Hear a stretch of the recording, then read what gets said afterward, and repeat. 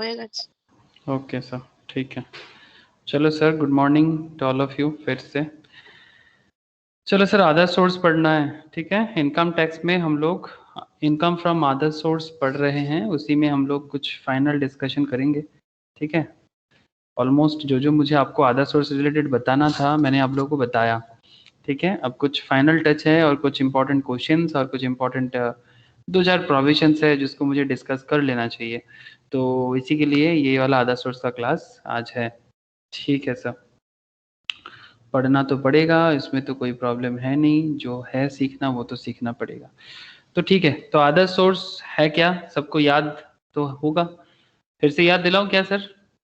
चलो सर, फिर से 2 मिनट बता देते हैं। अदर सोर्स वो अदर सोर्स होता है अगर जैसे कि 5 हेड्स होता है ना सर हम लोग का, कितना हेड्स होता है? 5 हेड्स ऑफ इनकम। 5 हेड में से 5 हेड में से जो भी मतलब 5 हेड्स क्या क्या है, कोई मुझे गिना सकते हो? कोई भी बताओ सर, 5 हेड्स ऑफ इनकम क्या क्या है? कोई तो एक जन बताओ, Income मैं under it सुनना। salary, income okay under it house property, income okay, under it बोल। hello, हाँ बोल, मैं income under soon. it capital gains, PGBP हाँ, है, income from other source. Income from other source. तो ये जो 5 हेड्स ऑफ इनकम है, इसमें जिस हेड में किसी को जगह नहीं मिलता वो कहाँ आ जाता है? वो अदर सोर्स में आ जाता है। जिसका कहीं जगह नहीं है उसका जगह एक जगह में तो श्योर शॉट है, दैट इज अदर सोर्स। और कुछ इनकम को कहीं पर समझ में नहीं आता फिर कहाँ डाले, तो उसको क्या करते हैं, अदर सोर्स में डाल देते हैं। तो ये थोड़ा बेनिफिट होता है अदर सोर्स का कि जो कहीं समझ नहीं आएगा आप उसको अदर सोर्स में डाल दो। तो हम लोग अदर सोर्स रिलेटेड जो जो पॉइंट में ऑलरेडी डिस्कस कर चुके हैं मैं आपको वो एक बार रिकॉल कराऊंगा, और फिर आज कुछ न्यू पॉइंट है जो मैं पहले नहीं करवाया था वो मैं आज बताता हूँ आप लोगों को। अच्छा देख लो तो सर, स्क्रीन शेयर है कि नहीं, एक बार आप लोग चेक कर लो।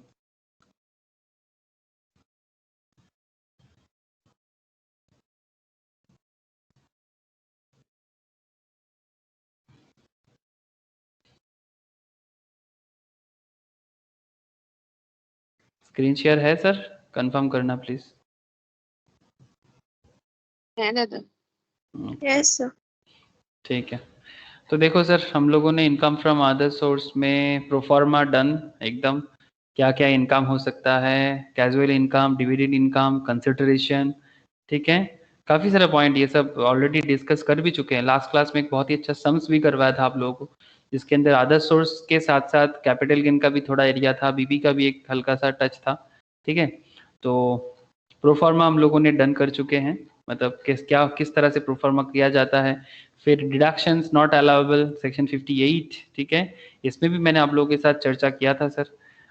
टैक्स, अदर सोर्स का टैक्स का इम्प्लीकेशंस क्या है, क्या रेट लगता है, नॉर्मली आप लोग जानते हो विनिंग में 30% का फ्लैट रेट चलता है, साथ में सेस लगता है, और आपका इनको डिडक्शन नहीं मिलता, किसी के साथ सेट ऑफ नहीं होता विनिंग, ये सब चर्चा हो चुका है। फिर आप लोगों के साथ मैंने क्या बोलते हैं सर, बाकी सेट ऑफ नहीं होता ये तो बोल दिया। अनएक्सप्लेन्ड कैश क्रेडिट्स, मतलब अगर आप अदर सोर्स में अगर आप किसी भी तरह का अननोन सोर्स में आपका कोई इनकम है, अननोन सोर्स का इनकम मतलब क्या होता है सर, कि आपको पता ही नहीं है कि पता नहीं है मतलब आप बताना नहीं चाहते, पता सबको होता है ना, पता सबको होता है, पता नहीं है नहीं, बट आप बताना नहीं चाहते, अनएक्सप्लेन्ड, ठीक है। आप एक्सप्लेन नहीं करना चाहते कि आपको इनकम कहाँ से मिला, आपका इन्वेस्टमेंट का राज क्या है, आपका मनी बुलियन जो भी आपके पास है, बुलियन मतलब गोल्ड बिस्किट्स वगैरह, ज्वेलरीज जो भी है आपके पास, जो भी खर्चा आपने किया, ठीक है, मतलब बहुत सारा खर्चा करके आपने कुछ बना दिया, तो ये खर्चा किया तो फिर इनकम कहाँ से किया था आपने। तो अगर आप खर्चा का सोर्स नहीं बता पाते हो ना कि कौन सा इनकम से आपने खर्चा किया, तो वो भी आपका इनकम माना जाएगा। Refer to in section 68 of income tax act and 69 and 69D में कहा गया है। तो फिर उस केस में उस इनकम पे कितना टैक्स लगाता है सर? 60%, उसमें 60 25%, तो कुल मिला के इंक्लूडिंग एजुकेशन एंड हेल्थ से मिला के 78%। मतलब अगर आपके पास 100 रुपीज का ऐसा कोई इनकम है जिसका अनएक्सप्लेन्ड डेटा है आपके पास, ठीक है, मतलब आप एक्सप्लेन नहीं कर पाते, तो ये याद रखना सर, बड़ा ही इंटरेस्टिंग पॉइंट है, ठीक है। तो फिर 78% तक का मतलब 78 रुपया का टैक्स आपको देना पड़ेगा सरकार को, और ये सेट ऑफ नहीं होता। और बाकी कोई भी तरह का टैक्स हो अदर सोर्स का, किसी भी तरह का मतलब इनकम हो, टैक्स बोल रहे हैं sir, any type of income in other source, ठीक है, वो उसका तो नॉर्मल स्लैब जो होता है that is up to 2.5 lakh nil, ये जो कॉन्सेप्ट में चलता है, इसी कॉन्सेप्ट में ही हम लोग नॉर्मल रेट ऑफ टैक्स से अदर इनकम को सॉल्व करते हैं। मतलब ये वीनिंग और अनएक्सप्लेन्ड को छोड़ के बाकी किसी भी तरह का जो भी इनकम है उसका रेट तो नॉर्मल स्लैब में आता है। ये सब हम लोगों ने कर चुके हैं क्लास में। Very good sir, we know. अच्छा, फिर हम लोग sir specific income chargeable to under this head में 56 सबसेक्शन 2 जिसमें डिविडेंड इनकम, कैजुअल इनकम का डिटेल्स अच्छे से किया। फिर इंटरेस्टिंग एक फैक्ट था 56 subsection 2 clause 10, very very important section, very very important section. 56 subsection 2 clause 10 का जो सेक्शन है ये आप लोगों के लिए बहुत ही वाइटल सेक्शन माना जाता है, क्योंकि यहाँ पर सम ऑफ मनी और property received by any person, अगर आपको कुछ भी पैसा मिलता है या प्रॉपर्टी मिलता है तो उसका टैक्स का क्या खेल है। अगर मैं थोड़ा सा आपको रिकॉल कराऊं तो आपको भी याद आ जाएगा सर। सर मनी अगर विदाउट कंसिडरेशन में रिसीव करते हो किसी से भी तो पूरा का पूरा amount if the same exceeds 50,000, अगर वो अमाउंट 50,000 क्रॉस करता है तो पूरा का पूरा अमाउंट विदाउट कंसिडरेशन रिसीव करते हो, मतलब बदले में कुछ पेमेंट ही नहीं करते, आपको ऐसे ही मिल गया, मतलब बेसिकली गिफ्ट है। गिफ्ट ठीक है, कोई प्रॉब्लम नहीं है, विदाउट कंसिडरेशन गिफ्ट में कोई प्रॉब्लम नहीं है, बट 50,000 तक अलाउड करेगा, 50 से ऊपर जाएगा तो सारा का सारा अमाउंट, होल अमाउंट टैक्सेबल हो जाता है। याद आ रहा है सर आप लोगों को? हेलो? हाँ सर। ओके, हाँ सर। अच्छा, फिर हम लोगों ने सर, फिर हम लोगों ने मूवेबल प्रॉपर्टी के केस में, मूवेबल प्रॉपर्टी के केस में हम लोगों ने पढ़ा था, ये देखो सर, मूवेबल प्रॉपर्टी के केस में हम लोगों ने विदाउट कंसिडरेशन, मतलब वो मनी था, मूवेबल प्रॉपर्टी के केस में इसके ऊपर हम लोगों ने क्वेश्चंस भी कर लिया। विदाउट कंसिडरेशन है the aggregate fair market value of the property if it exceeds 50,000, अगर aggregate fair market value property का 50,000 क्रॉस करता है और वो भी विदाउट कंसिडरेशन, तो वो केस में भी आपको वो 50,000 के ऊपर जितना जाएगा, मतलब 50,000 के ऊपर जितना जाएगा पूरा का पूरा अमाउंट टैक्सेबल। मूवेबल प्रॉपर्टी है इनएडिक्वेट कंसिडरेशन है, मतलब जितना देना चाहिए था उतना नहीं दिया, the difference between the aggregate fair market value and the consideration, अगर उनका डिफरेंस 50,000 क्रॉस करता है तो पूरा अमाउंट टैक्सेबल होगा। इमूवेबल प्रॉपर्टी के केस में विदाउट कंसिडरेशन है, मतलब प्रॉपर्टी मूवेबल नहीं है, वहीं पर है सर इमूवेबल प्रॉपर्टी है, तो इस केस में स्टैम्प ड्यूटी वैल्यू काम पिक्चर में आ जाता है sir, stamp value of the property if it exceeds 50,000। Sir इतना जल्दी में क्यों बोल रहे हैं? बिकॉज सर हम लोग कर चुके हैं ना, ये सब हम लोग प्रीवियस क्लास में कर चुके हैं, ये तो रिविजन करवा रहा हूं मैं आप लोगों को, थोड़ा सा रिपीट टेलीकास्ट चल रहा है कि लास्ट दिन हम लोगों ने क्या क्या किया था लास्ट क्लास में। तो stamp duty value of the property if it exceeds 50,000, इसके ऊपर भी हम लोगों ने चर्चा किया। इमूवेबल प्रॉपर्टी इनएडिक्वेट कंसिडरेशन, इसके ऊपर क्वेश्चंस भी सॉल्व किया, the difference between the stamp duty value and the consideration if such difference exceeds the higher of 50,000 and 10% of consideration, मतलब जितना कंसिडरेशन आपको मिल रहा है और 50,000 कंसिडरेशन का 10% और 50,000 जो हायर अमाउंट है वो आपका टैक्सेबल हो जाता है। The difference between the stamp duty value and the consideration, अगर वो डिफरेंस हायर ऑफ 50,000 और कंसिडरेशन का 10% से ज्यादा हो तो वो अमाउंट टैक्सेबल कर देते हैं। ये सब हम लोगों ने कर चुके हैं सर। ओके, अच्छा, receipts exempted from applicability of section 56 subsection 2 clause 10, receipt exempted मतलब जो 56 टू 10 में रिसिप्ट करते हैं बट उसको एग्जेम्प्ट किया जाता है नॉर्मली, जैसे कि एनी सम ऑफ मनी और वैल्यू ऑफ प्रॉपर्टी अगर आप रिलेटिव से लेते हो, on the occasion of marriage में लेते हो, अंडर द व्हील और बाय वे ऑफ इनहेरिटेंस पे लेते हो, in contemplation of death of the payer और डोनर एज द केस में भी, ठीक है, फ्रॉम एनी लोकल अथॉरिटी से अगर आपको कुछ भी मिलता है, from any fund of for university, other educational institutions, hospitals और अदर इंस्टीट्यूशन और अदर ट्रस्ट और इंस्टीट्यूशंस, ये सब हम लोगों ने पढ़ चुके हैं sir.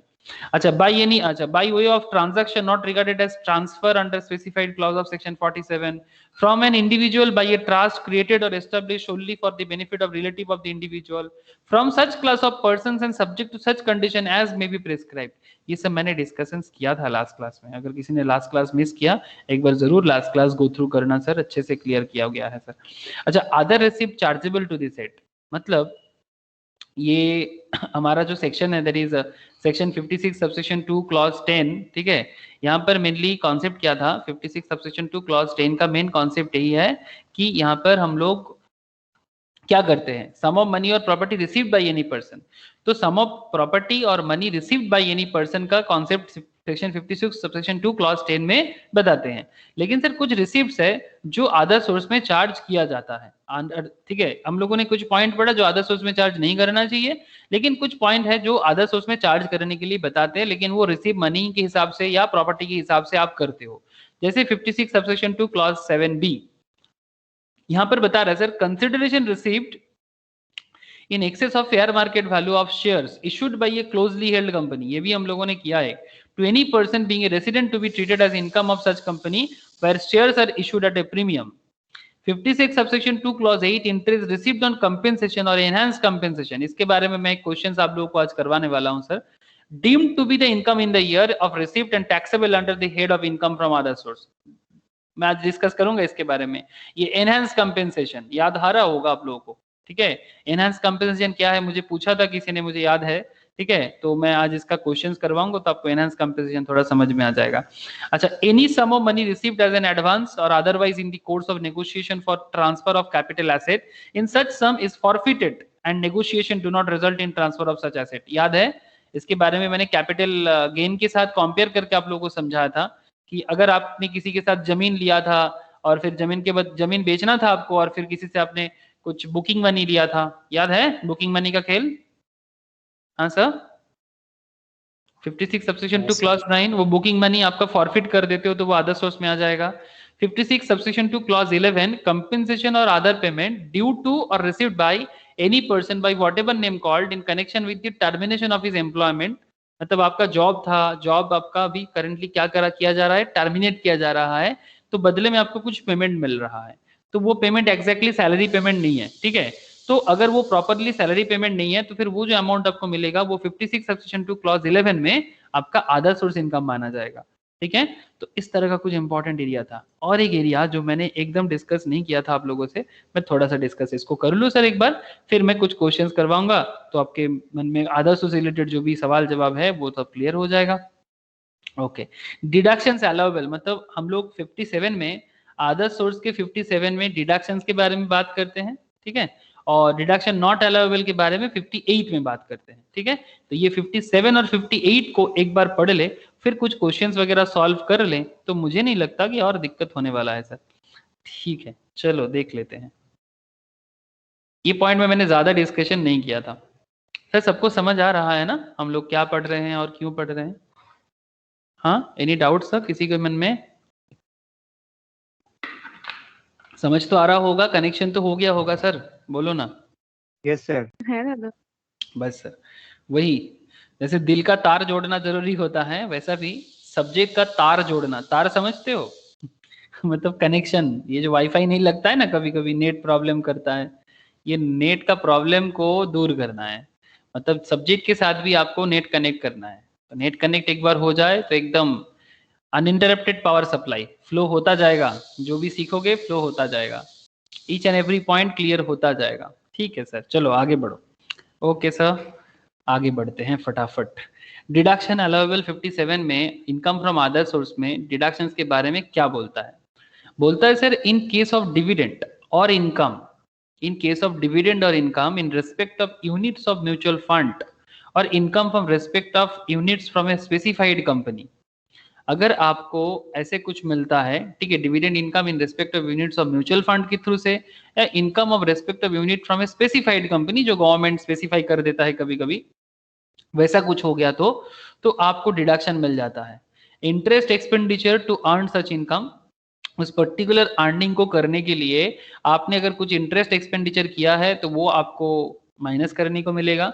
However, such interest expense cannot exceed, जो इंटरेस्ट एक्सपेंस आपने किया वो 20% ऑफ सच इनकम से ज्यादा नहीं होना चाहिए, included in total income without deduction under this section. अब बात समझो सर, जब कैलकुलेशन करेंगे थोड़ा और ज्यादा समझ आएगा। क्या बोलते हैं sir, however such interest expense can not exceed 20% of such income, मतलब आपने जो टोटल इनकम कमाया, ठीक है, सपोज आपने कुछ डिविडेंड इनकम या यूनिट फ्रॉम स्पेसिफाइड कंपनी से कुछ इनकम किया, तो आपका जो टोटल इनकम करने के लिए अगर आपने किसी भी तरह का इंटरेस्ट एक्सपेंडिचर किया तो कहते हैं कि such interest expense can not exceed 20% of such income included in total income, जो टोटल इनकम पे इंक्लूड किया गया है, ठीक है, without deduction under this section, जो इस पर्टिकुलर सेक्शन में डिडक्शन नहीं किया गया है, ठीक है। ये अमाउंट अगर आपने पहले कुछ डिडक्शन नहीं लिया तो फिर 20% तक आप डिडक्शन ले सकते हो। सर थोड़ा सा अभी भी आइडिया अधूरा रह गया, कोई बात नहीं सर, अधूरा तो हम लोग क्वेश्चन करके ही समझ सकते हैं, लेकिन आपको फिलहाल इतना याद रखना है कि such interest expenses can not exceed 20%, मतलब जो भी इंटरेस्ट एक्सपेंडिचर आप लोगे उसके लिए, मतलब इंटरेस्ट एक्सपेंडिचर जितना माइनस करोगे, एक्सपेंस है ना आपका, तो एक्सपेंस आप माइनस कर सकते हो। हम लोग क्या पढ़ रहे हैं, डिडक्शंस पढ़ रहे हैं, सेक्शन 57 अदर सोर्स का, तो आप डिडक्शंस ले सकते हो, बट वही इंटरेस्ट एक्सपेंस जितना आप करोगे उसका टोटल इनकम का 20% से ज्यादा नहीं होना चाहिए।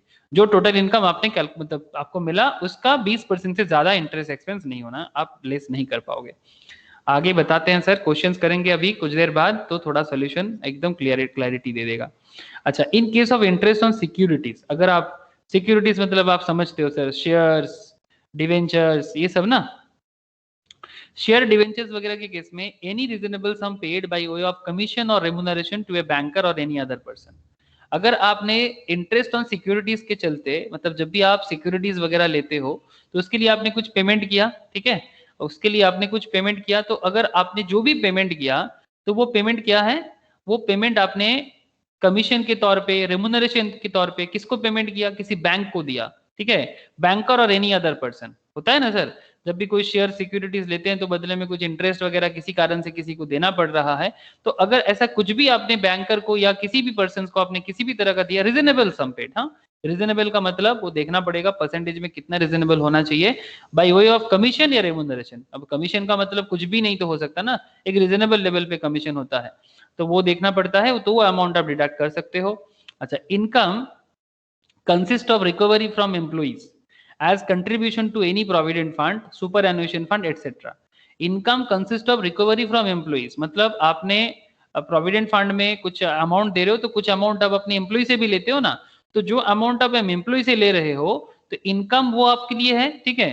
यहाँ पर जैसे सिक्योरिटी से आपको इंटरेस्ट मिल रहा है वो आपके लिए इनकम है, ठीक है। स्टार्टिंग में जैसे आपको डिविडेंड मिल रहा था वो आपके लिए इनकम है, लेकिन इस इनकम को करने के लिए, जैसे कि यहाँ पर बता रहा है सर, रिकवरी फ्रॉम एम्प्लॉइज, अगर किसने भी सैलरी पढ़ा था, जिन्होंने सैलरी का क्लास कर चुके हैं, ठीक है, सैलरी में उनको याद होगा, हम लोग प्रोविडेंट फंड में पैसा डालते हैं सैलरी में, मतलब जो एम्प्लॉयर होता है ना सर, एम्प्लॉयर क्या करता है, ऐसे एक गुल्लक बनाते हैं, जिनका सैलरी हो चुका है उनको पता है, ठीक है, ऐसा एक गुल्लक बना जाता है, ठीक है। फिर उस गुल्लक में वो क्या करते हैं सर,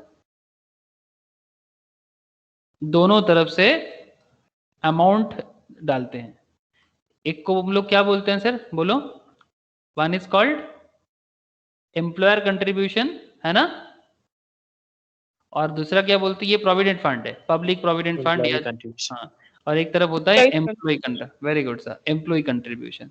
तो ये जो अपना ओनर होता है कंपनी का, उनको ये कंट्रीब्यूट करना पड़ता है, एम्प्लॉय को भी कंट्रीब्यूट करना पड़ता है, और कुछ अमाउंट तो एम्प्लॉय से भी लेता है।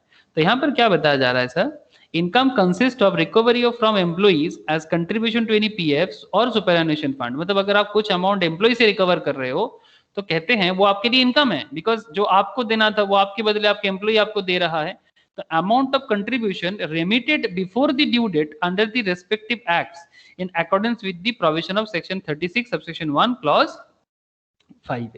इसका मतलब क्या हो गया कि जब आप प्रोविडेंट फंड में अमाउंट कुछ भी इन्वेस्ट कर रहे हो, ठीक है, प्रोविडेंट फंड में आप डाल रहे हो लेकिन आपने एम्प्लॉय से भी कुछ रिकवर किया, ठीक है, तो कहते हैं कि अमाउंट ऑफ कंट्रीब्यूशन जो आप रेमिट करोगे, किसको, बाद में किसको करोगे आप, एम्प्लॉय को ही करोगे, the amount of contribution remitted before the due date under the respective act, मतलब जिस particular act, provident fund act के थ्रू से जब आप रेमिट करोगे in accordance with the provisions of section 36(1) clause 5A, मतलब जो कंट्रीब्यूशन आप रेमिट करोगे वो अमाउंट आप डिडक्शन के तौर पे दिखा सकते हो, ठीक है। आप इनकम किए, जो आपने एम्प्लॉय से उठाया वो आपके लिए इनकम माना जाता है अदर सोर्स में, लेकिन रेमिटेंस के टाइम पे जो कंट्रीब्यूशन आप रेमिट करोगे वो अमाउंट आप डिडक्शन के तौर पे शो कर सकते हो। बाकी तो सर क्वेश्चंस के में अंदर हम लोग देख लेंगे कि इसका क्या ट्रीटमेंट हो जाएगा।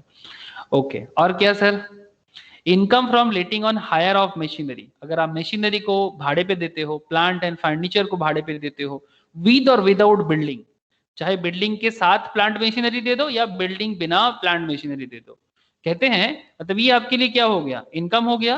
कहते हैं कि correct repairs to the machinery, जो भी मशीनरी पे आपने रिपेयर किया, प्लांट पे आपने रिपेयर किया, फर्नीचर और बिल्डिंग पे भी आपने कुछ रिपेयर किया, आपने कोई इंश्योरेंस प्रीमियम डाला, डिप्रिसिएशन अमाउंट आपने कुछ खर्चा किया, अनअब्जॉर्ब डिप्रिसिएशन जो अभी तक एब्जॉर्ब नहीं हुआ है, ठीक है, वो सारा का सारा आप क्या कर सकते हो सर, डिडक्ट कर सकते हो। ये सब डिडक्शंस आपके लिए अलाउड करता है, मतलब सिंपल बात है, बिजनेस में एक कॉन्सेप्ट होता है ना सर, जैसे हम लोग अगर एक बीपी में एक कॉन्सेप्ट होता है, बहुत फेमस कॉन्सेप्ट है बीपी का, आप लोग जानते हो, जो लोग बीपी पढ़े हो, और जो नहीं पढ़े हो उनको भी कॉमन सेंस में समझ आ जाएगा कि बिजनेस इनकम हम लोग कैसे बोलते हैं, रेवेन्यू से एक्सपेंस को माइनस करते हैं तभी ना इनकम होगा, या रेवेन्यू को ही इनकम बोल देंगे? हाँ सर, रेवेन्यू से एक्सपेंस को हटाएंगे तब ना बोलेंगे इनकम, ये सर नो? Yes sir. है ना? yes, बिजनेस रेवेन्यू कमाते हैं, ये बीपी में होता है, बिजनेस एंड प्रोफेशन में होता है, ठीक है। बिजनेस रेवेन्यू करेगा, वहां से एक्सपेंस को हटाएगा, तब इनकम बोलता है। तो ये जस्टिफाइबल है ना सर, कि मैंने सेल किया, revenue means basically sale, sale करते वक्त मैंने खर्चा किया, दैट इज आपका परचेज एरिया, है ना। एक्सपेंस मींस क्या है? परचेज। नॉर्मल एकदम कॉमन सेंस में आप लोग बचपन से फाइनल अकाउंट्स करते हो, ठीक है। तो सेल से परचेज करोगे तभी ना इनकम फाइंड आउट कर पाओगे। अगर क्या सिर्फ रेवेन्यू को अगर कोई इनकम बोल दे तब तो वो बुद्धू बन जाएगा ना। रेवेन्यू कभी आपका इनकम थोड़ी हो सकता है। रेवेन्यू आपका मतलब अर्निंग है, अब अर्निंग से एक्सपेंस को हटाओ तो आपको इनकम पता चलेगा। नाउ पॉइंट क्या है, एक्चुअली ये अदर सोर्स वगैरह में भी ना कुछ अर्निंग आप करते हो, ठीक है।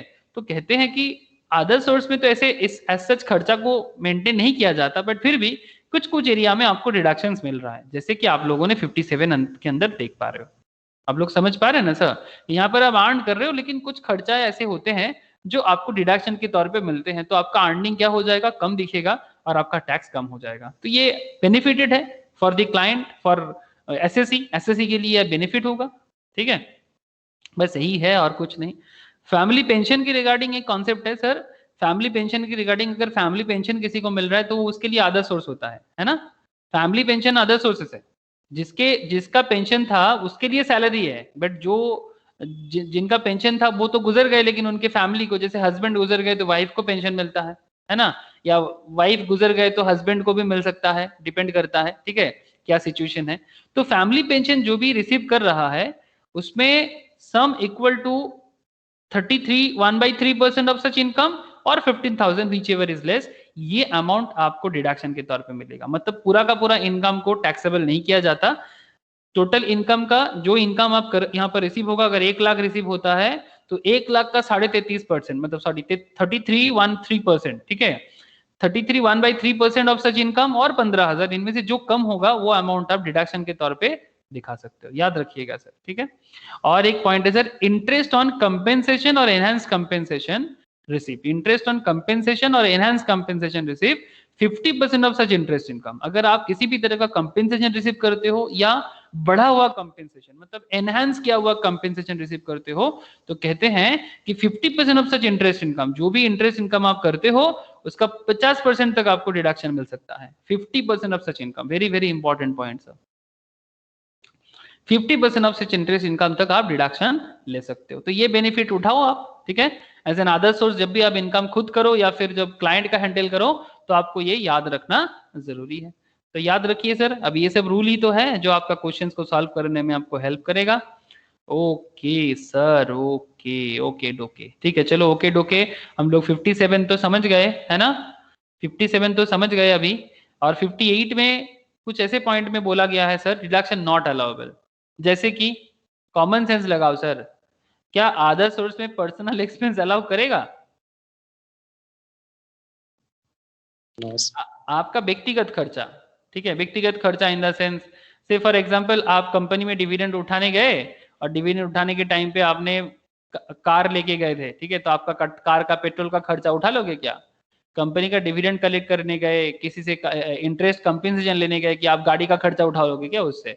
हाँ, पेंशन रिसीव करने गए तो मेरा रास्ते में रेस्टोरेंट का खर्चा उठा लूंगा, ठीक है, या फिर रास्ते में जाते जाते मेरे को बहुत भूख लगा था तो मैं बहुत कुछ खा लिया, हाँ मेरे को भूख लगता है, ऐसा कुछ भी नहीं। मतलब किसी भी तरह का पर्सनल एक्सपेंसेस आप लेस नहीं कर सकते, ठीक है। एनी पर्सनल एक्सपेंसेस आपको डिडक्शंस में अलाउड नहीं है, जो सेक्शन 58 आपको साफ साफ कहता है। Any interest chargeable to tax under the act which is payable outside India, अगर कोई इंटरेस्ट आपको आउटसाइड इंडिया पेमेंट करना पड़ रहा है, any interest chargeable to tax under the act which is payable outside India on which tax has not been paid और deducted at source, that means अगर आप किसी पेमेंट में, मतलब इंटरेस्ट पेमेंट कर रहोगे, किसको करोगे interest payment? Interest payment India के बाहर करोगे, ठीक है, कोई सर्विस आपसे लिया था या फिर आपको दिया था, तो फिर आप उसको पेमेंट कर रहे हो। हाँ सर, किसी से आपने सर्विस लिया था तो आप उनको पेमेंट करोगे, और पेमेंट करने के टाइम पे आपको क्या करना चाहिए, उनको पेमेंट करने के टाइम पे आप उनका टीडीएस काटो, बिकॉज वो उसके लिए इनकम है ना। अब बात को समझो, ये टीडीएस फॉरेन में टीडीएस काट मतलब फॉरेन पेमेंट में अगर आप बिना टीडीएस का पेमेंट कर देते हो ना, तो वो एक्सपेंस आपको अलाउड कभी नहीं करेगा, बिकॉज वो आपके लिए एक्सपेंस है। आपने इंटरेस्ट पे किया, फॉरेनर को पे किया, बहुत बढ़िया किया, बट उस फॉरेनर का जो अर्निंग है, उस अर्निंग के सरकार का भी अर्निंग है। आप समझ सकते हो कि नहीं? से फॉर एग्जाम्पल आपने मानो कि, जैसे एक सिंपल बात करते हैं, चलो जैसे आप लोगों को खबर होगा, आप लोग मेरा स्टेटस अगर व्हाट्सएप में ख्याल किए होंगे, तो अपना कतार के साथ इंडिया का रिसेंटली एक मेमोरेंडम ऑफ अंडरस्टैंडिंग हुआ है चार्टर्ड इंस्टीट्यूट के साथ, कि इंडिया क्या करेगा। ऐसे इंडिया ग्लोबल, देखो ग्लोबल लेवल में अकाउंट्स एंड फाइनेंस प्रोफेशनल में इंडिया ऐसे ही बहुत अच्छा करता है, और चार्टर्ड अकाउंटेंट इसके लिए ज्यादा जाने जाते हैं वर्ल्ड वाइड।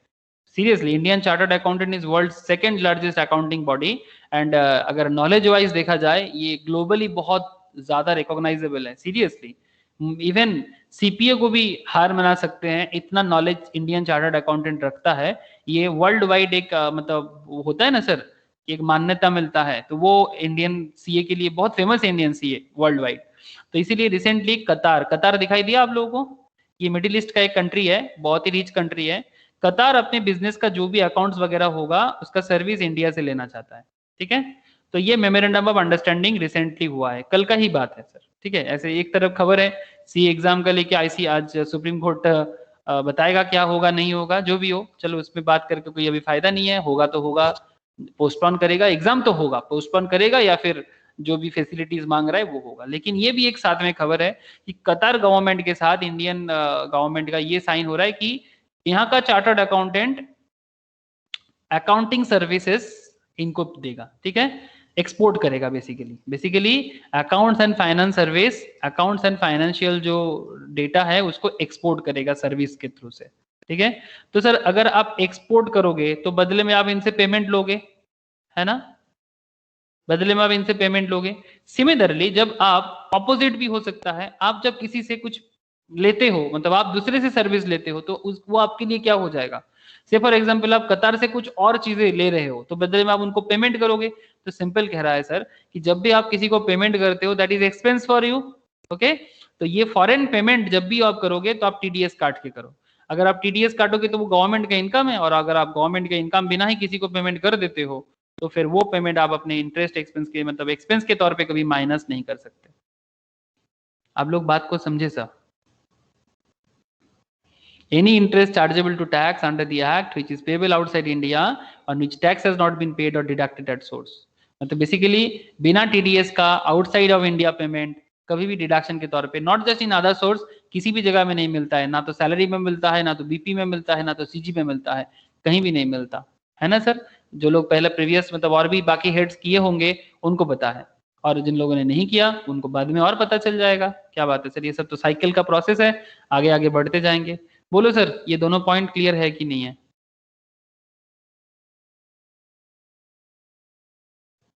हाँ सर, क्लियर है, बोलो। है Yes, दादा। sir. देखो थर्ड पॉइंट में सैलरी में बात कर रहा था, सैलरी आ गया। Any payment chargeable to tax under the head salaries if it is payable outside India, अगर आप किसी को इंडिया के बाहर सैलरी पे कर रहे हो, unless tax has been paid there on deducted at source. Salary आपके लिए एक्सपेंस है, अगर आप किसी को सैलरी पे करते हो तो क्या सैलरी आपके लिए एक्सपेंस है sir?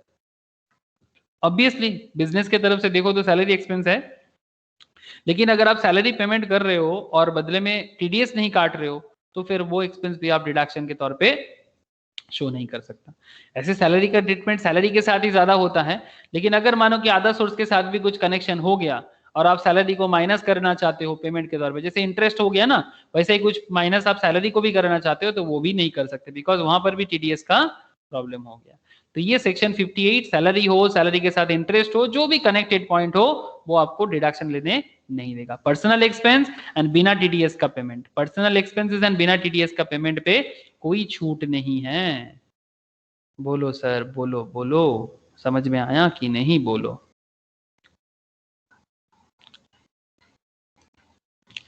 I hope sir provision clear हो गया आप लोगों का भी, मतलब प्रोविजन जितना हम लोगों ने किया आप लोगों को समझ में आया। जैसे ये सब इलस्ट्रेशन तो हम लोगों ने सॉल्व कर लिया था ना सर। ये राहुल का क्वेश्चन सॉल्व हो गया था, शेयर मार्केट के बेस पे था, मतलब शेयर के बेसिस में था, है ना सर? हाँ सर। ये एक अच्छा क्वेश्चन था हम लोग का। फिर एक क्वेश्चन था, अच्छा ये मुझे आज आप लोगों को समझाना पड़ेगा। Tax TDS implication transfer of immovable property और इनएडिक्वेट कंसिडरेशन, बहुत वाइटल है। आप लोग देखना, आप लोगों के पास नोट्स है। ये एक बहुत ही अच्छा डिस्कशन है, मैं आज अभी करूंगा आप लोगों से, ठीक है? अच्छा, ये क्वेश्चन बहुत अच्छा क्वेश्चन था, एक बहुत अच्छा क्वेश्चन था जिसके अंदर सारा का सारा पॉइंट का डिस्कस किया गया था सर, मिस्टर ए बी के बीच में था, याद है सबको? हाँ sir. Cash gift 75,000, Boolean the fair market value 60,000 का बर्थडे को मिल रहा था, फरीदाबाद में जमीन का था। हाँ याद आ रहा है? बोलो। हाँ सर। हाँ बहुत अच्छा क्वेश्चन था सर, एक बार जरूर अच्छे से गो थ्रू करना, बहुत सारा पॉइंट वहां पर सॉल्व किया गया था। अच्छा, ये मैं आप लोगों को घर में देखने के लिए बोला था, इसका आंसर्स भी मैंने दे दिया था कि अब देखो टैक्सेबिलिटी, अदरवाइज ये इस तरह का क्वेश्चंस बहुत पूछते हैं सर एग्जाम में, ठीक है? डिस्कस द टैक्सेबिलिटी, मतलब इस टाइप ऑफ एमसीक्यू क्वेश्चन के लिए बड़ा फेमस माना जाता है। टैक्सेबिलिटी और otherwise of the following in the hands of recipient undertaken under section 56 subsection 2 clause 10 in the income tax act 1961। जैसे अखिल received 75,000 in cash from niece of Akhil, that is daughter of Akhil's sisters. Akhil is the कर्ता of the HUF. Nitisha a member of her father's HUF, ठीक है? उसका पापा का HUF का member है। पापा कौन है? पापा एक्चुअली HUF का हेड है, मतलब कर्ता माना जाता है, ठीक है? नॉर्मल केस में Nitisha a member of her father's HUF transfer a house property to the HUF without consideration. Transferred a house property to the HUF without consideration. The stamp duty value of the house property is 9 lakh. Mr. Akshat received 100 shares of A Limited from his friend as a gift on occasion of his 25th marriage anniversary. The fair market value on that date was, fair market value कितना है? Fair market value on that date was 100 per share, ठीक है? He also received jewelry of worth rupees 45,000 from his nephew on the same day, ठीक है? On the same day. And ये question था, और एक क्वेश्चन था किसान HUF, जस्ट अ सेकेंड, बड़ा कर लो, ठीक है? Kisan HUF gifted a car to son Kolkata, ठीक है? Kisan HUF gifted a car, हाँ सर, किशन है आई थिंक नाम। हाँ किसान ही तो बोल रहा हूँ, किशन या किशन जो भी होगा, जो छोड़ो, ठीक है? किशन बोलो जो नाम है, सभी कृष्णा का नाम है, छोड़ो सर। तो Kishan HUF gifted a car to son of कर्ता,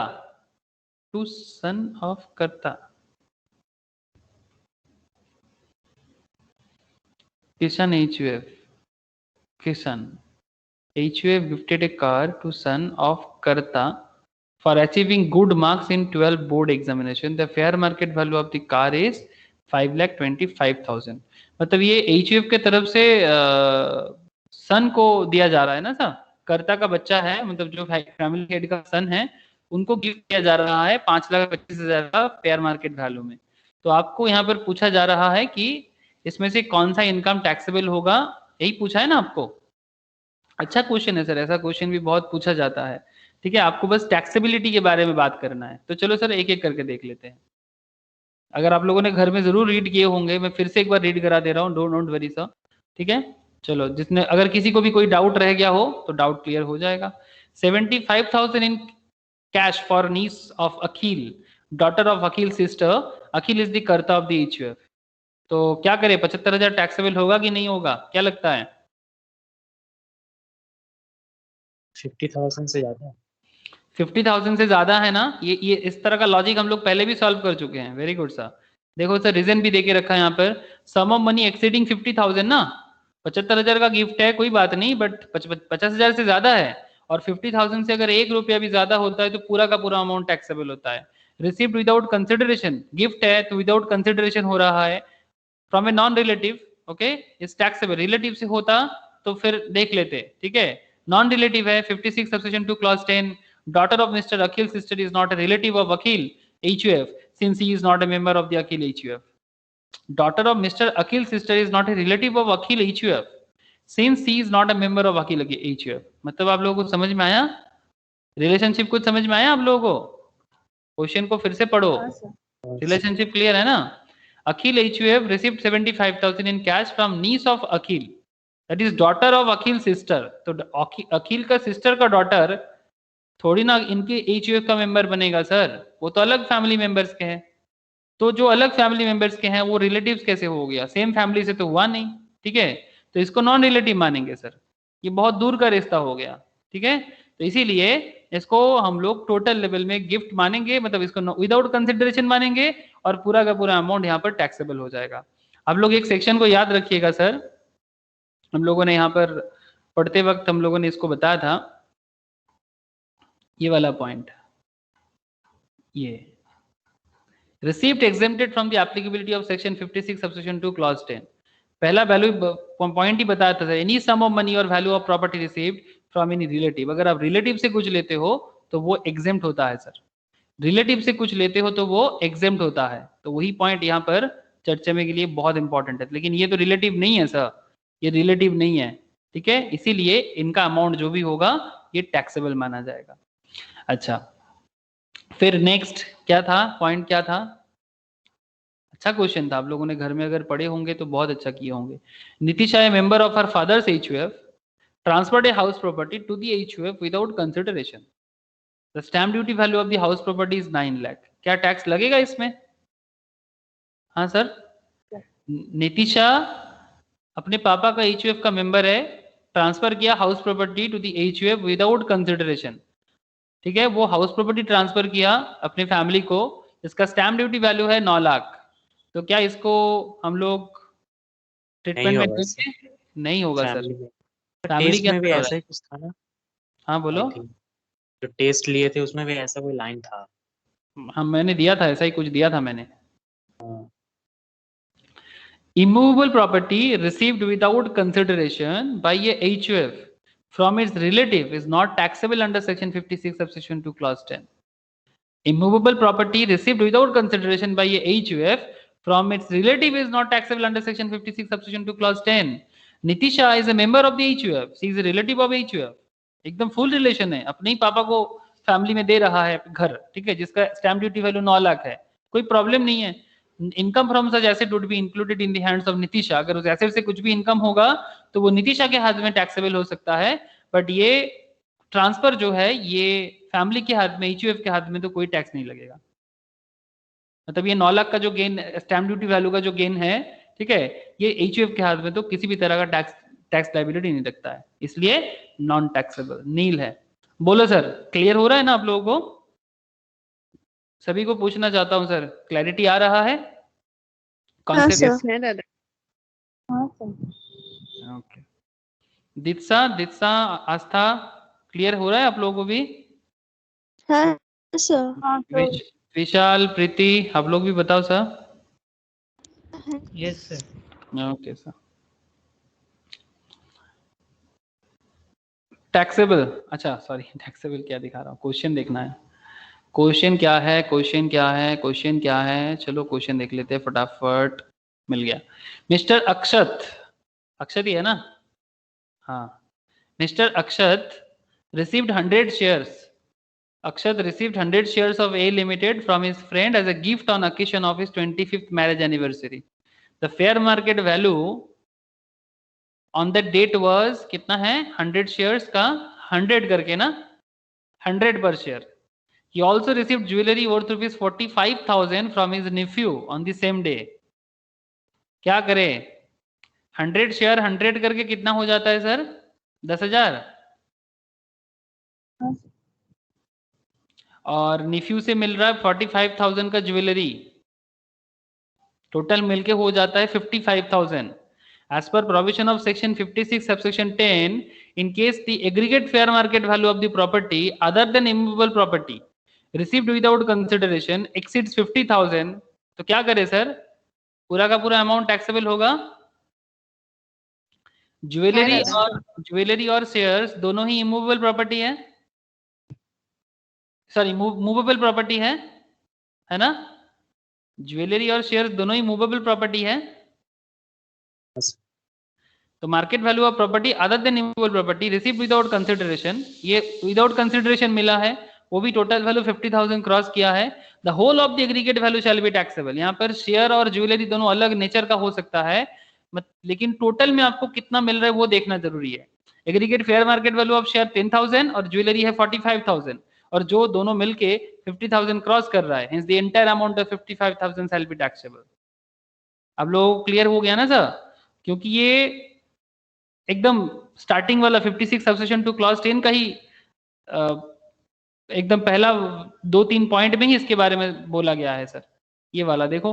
क्योंकि जब मूवेबल प्रॉपर्टी होगा तो स्टैम्प ड्यूटी वैल्यू का कॉन्सेप्ट आ जाता है, पर इमूवेबल प्रॉपर्टी के केस में ये देखो, मूवेबल प्रॉपर्टी है विदाउट कंसिडरेशन, ये वाला केस लग रहा है, ठीक है। अब मूवेबल प्रॉपर्टी अगर इनएडिक्वेट होगा तो फिर उस पर फिर से ये देखना पड़ेगा, ये वाला कॉन्सेप्ट आ जाता है। तो बस हमें कॉन्सेप्ट वाइज चलना है सर, जो भी प्रोविजन है उसी के हिसाब से अगर रहेंगे ना, तो हम लोग किसी भी तरह का सवाल करें तो हम लोग उसका जवाब भी बता सकते हैं और रीजन भी बता सकते हैं। और एक क्वेश्चन था वो भी देख ले सर, किशन, यही बोला ना, किसान या किशन जो भी बोलो, Kishan each have gifted a car to son of Karta for achieving good marks in 12 board examination. The fair market value of the car 5,25,000। क्या करें सर इसको? टैक्सेबल होगा? रिलेटिव फैमिली में ही हो रहा है, फैमिली में हो रहा है ना, अपने ही घर में चल रहा है खेल, क्यों टैक्सेबल होगा? कार इज, पहला बात, car is not included in the definition of property for the purpose of section 56 subsection 2 clause 10। ये बात पहले याद रख लो sir. Therefore the same shall not be taxable, ये पहला बात है कि कार प्रॉपर्टी के डेफिनेशन में ही नहीं आता है 56 सबसेक्शन 2 क्लॉज 10 में, इसीलिए ये प्रॉपर्टी के डेफिनेशन में नहीं आता तब तो फिर इसमें टैक्स किस बात का, तो फिर ये नहीं होगा। और ऊपर से रिलेटिव से भी ले रहा है एक ही फैमिली के अंदर, ठीक है, वो भी रीजन है, तो ये नील हो गया। तो ये सब रीजन के साथ आप लोगों ने इसका जवाब ढूंढ लिया, ठीक है। ये क्वेश्चन मिस्टर हरी, और ये क्वेश्चन मैंने आप लोगों को बोला था एक बार गो थ्रू करने के लिए, मैं आज आप लोगों को इसको समझा दूंगा। आप लोगों ने गो थ्रू किया था सर मिस्टर हरी और इसका खेल राजेश का? अच्छा क्वेश्चन था सर, बहुत ही अच्छा क्वेश्चन है, ठीक है, मैं समझा दूंगा फिर से एक बार, क्योंकि अच्छा है और हो सकता है कि किसी किसी को समझ ना आए होंगे। ये वाला क्वेश्चन थोड़ा सा मुझे बताओ सर, ट्राई करो ना तो थोड़ा। Interest on enhanced compensation received by Mr. G during the previous year 2020-21 is rupees 5 lakh. Out of this interest, rupees 1,50,000 relates to the previous year 2017-18, and 1,65,000 relates to the previous year 18-19, and 1,85,000 relates to previous year 19-20. Discuss the tax implication, if any, of such interest income for assessment year 2021-22. Try करोगे sir? Enhance interest का खेल बताया जा रहा है sir.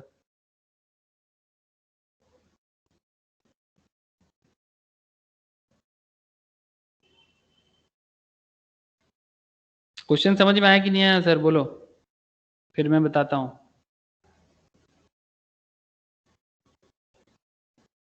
बोलो तो sir, आप लोगों का हाँ ना बहुत वाइटल है मेरे लिए। हाँ सर।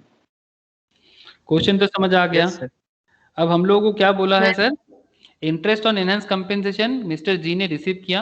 अब एनहांस कंपेंसेशन तो आप लोग समझ ही गए हो ना, ये कंपेंसेशन अगर कभी एनहांस करके, मतलब एनहांस का मतलब क्या, जब बढ़ाया जाता है, ठीक है। तो अगर आपको कितना मिल रहा है 2020-21 को 5 lakh, out of this interest 1.5 lakh relates to the previous year 17-18, 1,65,000 relates to previous year 18-19, and 1,85,000 relates to 2019-20। आपको पूछा जा रहा है टैक्स इम्प्लीकेशन बताओ उस पर्टिकुलर इंटरेस्ट इनकम का, तो क्या करना चाहिए सर? एनहांस कॉम्पेंसेशन के बारे में प्रोविजंस क्या बताता है? चलो एक बार प्रोविजन से घूम के आते हैं, पढ़ चुके हैं हम लोग, आप लोग भूल चुके हो। बोलो सर, क्या करें? एनहांस कॉम्पेंसेशन में कितना डिडक्शन लेंगे? 50%। Thank you sir, thank you sir. आप इंटरेस्ट ऑन एनहांस कंपेंसेशन जितना भी रिसीव करते हो, क्या पुराना मिला है सब छोड़ो, लेकिन आपको कितना मिल जाएगा इस बार के लिए? 50% ऑफ सच इंटरेस्ट इनकम, यही आपका मेन पॉइंट है, ठीक है।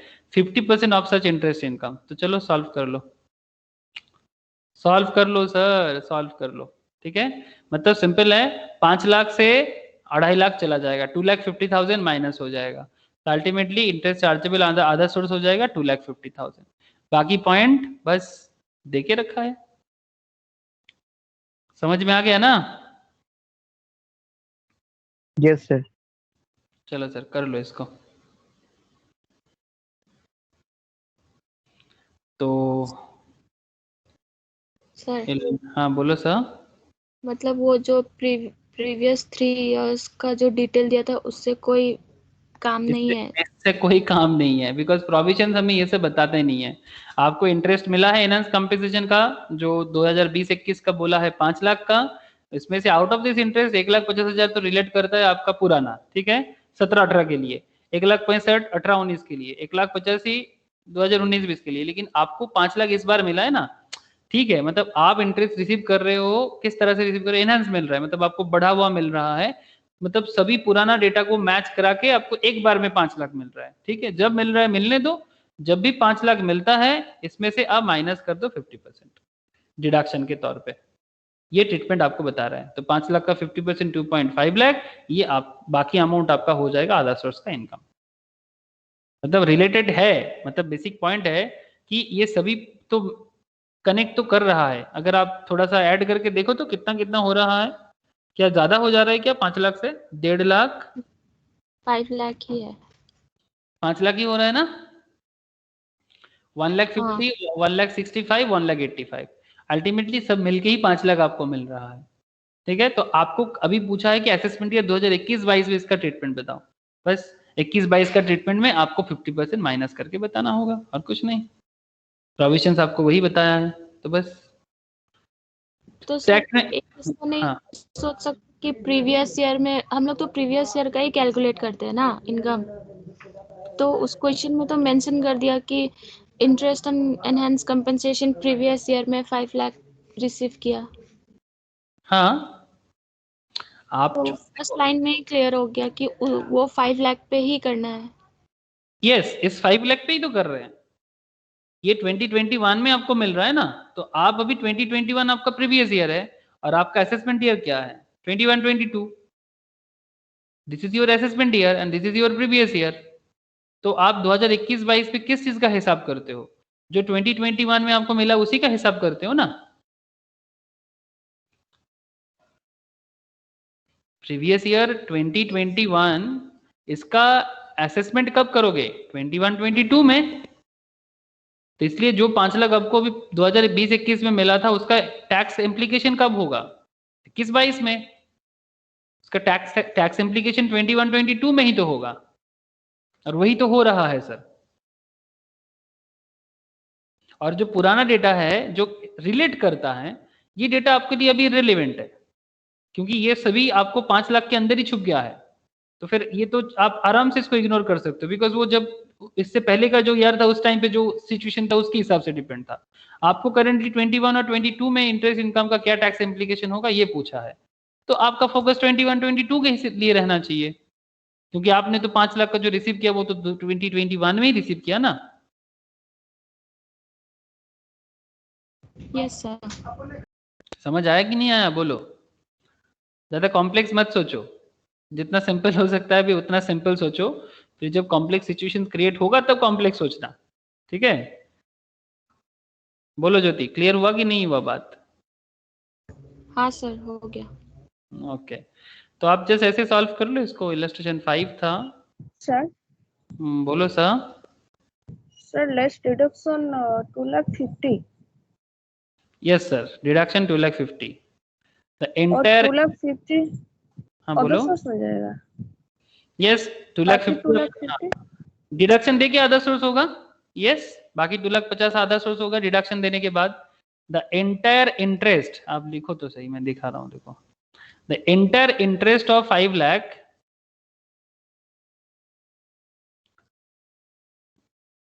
would be taxable in the year of receipt। Concept समझो, जब आप रिसिप्ट करते हो तभी आप जिस साल रिसीव करते हो उसी साल में इसका टैक्स देना पड़ेगा। तो हमारे यहाँ पर रिसिप्ट साल क्या है सर? रिसिप्ट किस साल में कर रहे हो? 5 लाख कब रिसीव हो रहा है सर? 21. प्रीवियस ईयर 2021, तो ये एक्चुअली ये प्रीवियस ईयर 2021 का ही टैक्स इम्प्लीकेशन है। तो 2021 में थोड़ी ना टैक्स लगेगा, टैक्स उस पे अट्रैक्ट होता है। टैक्स दोगे 2021-22 में, तो असेसमेंट ईयर पे टैक्स दोगे, तो वही बात हो रहा है सर। आप एक पर्टिकुलर बना लो और एक अमाउंट दे दो, और पर्टिकुलर में आप सिंपल लिख दो interest earned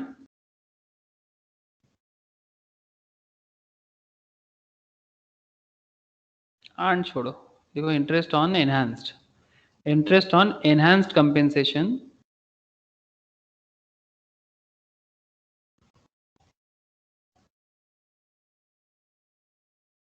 under section 56 subsection 2 clause 7 ना सर? क्लॉज 7 या 8 है, 8 है मोस्ट प्रोबेबली, क्लॉज 8 ही होगा। इंटरेस्ट एनहांस कॉम्पेंसेशन के बारे में क्लॉज 8 में बोला गया है, ये वाला 8, ये मिला है sir. Interest received on compensation और enhance compensation deemed to be the income in the year of received and taxable under the head income from other source. ठीक है, लेकिन आपको डिडक्शंस भी मिल रहा है, ठीक है। तो पहले तो आप इनकम को देखो, उसके बाद डिडक्शंस के बारे में सोचना। तो interest on enhanced compensation under section 56 subsection 2 clause 8 5 lakh, yes ना, 5 लाख। और इस 5 लाख में से आप डिडक्शन कितना कर दोगे? Less deduction under section 57 subsection 4 at the rate कितना? 50%, तो 2,50,000 ये आपको मिल रहा है सर, ये आपको मिल रहा है, बेनिफिट है आपके लिए। तो अल्टीमेटली जो इनकम आपको 5 लाख लग रहा था, वो इनकम आपको 2.5 लाख हो गया। इसको हम लोग बोलेंगे इंटरेस्ट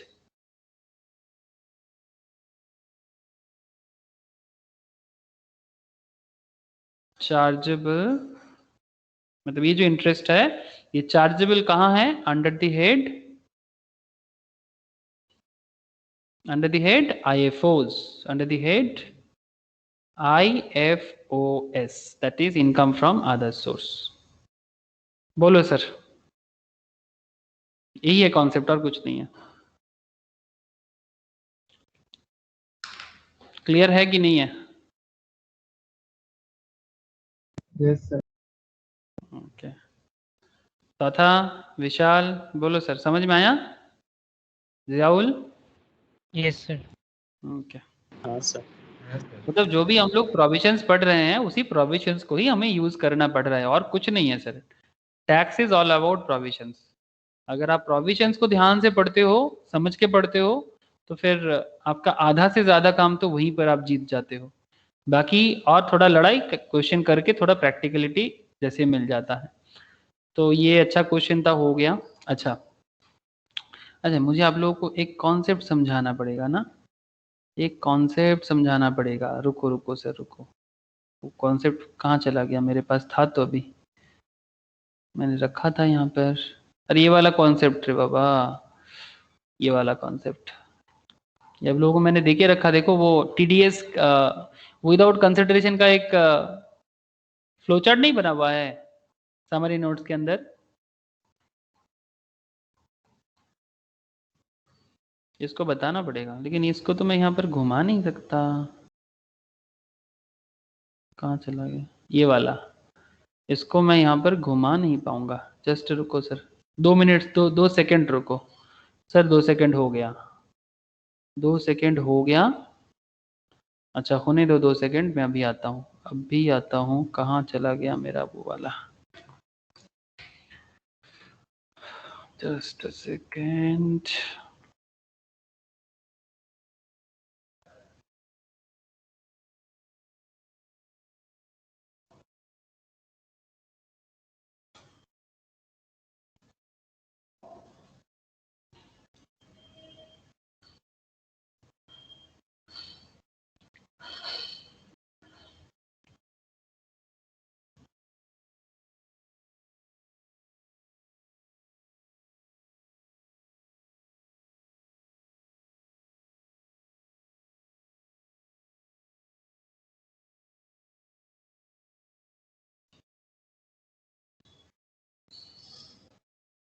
सर देखो तो कुछ दिखाई दे रहा है आप लोग को स्क्रीन में?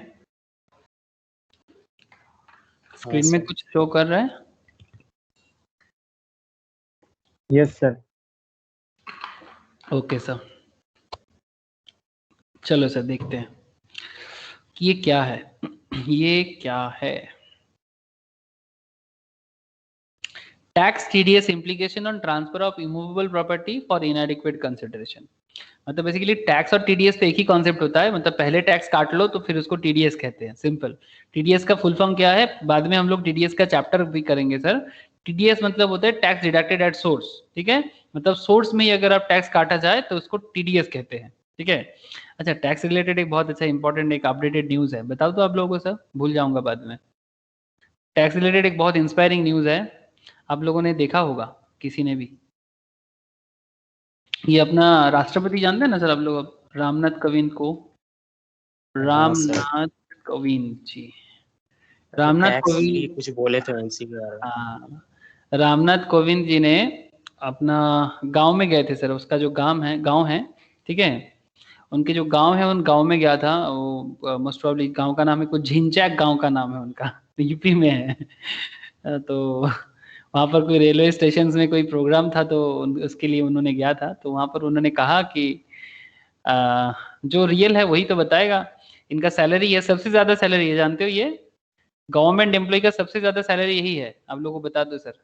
हमारे देश का सबसे ज्यादा सैलरी गवर्नमेंट लेवल में 5 लाख पर मंथ, ठीक है। तो आई पे ₹2.75 lakh tax on ₹5 lakh salary, समझ सकते हो आप लोग। तो बेसिकली ये कहना चाह रहा है कोविंद जी कि मैं भी टैक्स पे करता हूँ और आप भी टैक्स पे करो, बिकॉज अल्टीमेटली टैक्स ही है जो देश को बनाता है, ठीक है। बिकॉज विदाउट टैक्स कोई भी कंट्री नहीं ग्रो कर सकता। तो इसी के लिए उन्होंने कहा कि एक कानपुर के पास एक गांव है, गांव का नाम झिंचैक है सर, मैं जितना पढ़ा था मुझे जितना याद है। President Ramnath Kovind, while visiting the village, said paid almost 55% of his monthly salary as income tax. However, many pointed out that social media that president income is not taxable and that even the highest income tax paid by such a rich, including cess and surcharge on income of ₹5 crore as a year, works at 42.7%. ठीक है। तो बहुत जन ने बोला, but everyone knows and there is nothing wrong about it that the president is the country's highest paid employee, but he to pay taxes, मतलब highest paid employee है but वो भी टैक्स पे करते हैं। 2.75 lakh tax per मतलब month. Everyone says I get 5 lakh a month, but it tax too. Now, how much does that leave me with? Our officials earn more than that what I save. Teachers earn the most, he said. जो भी हो, मतलब जो government teachers है उनके बारे में बोला।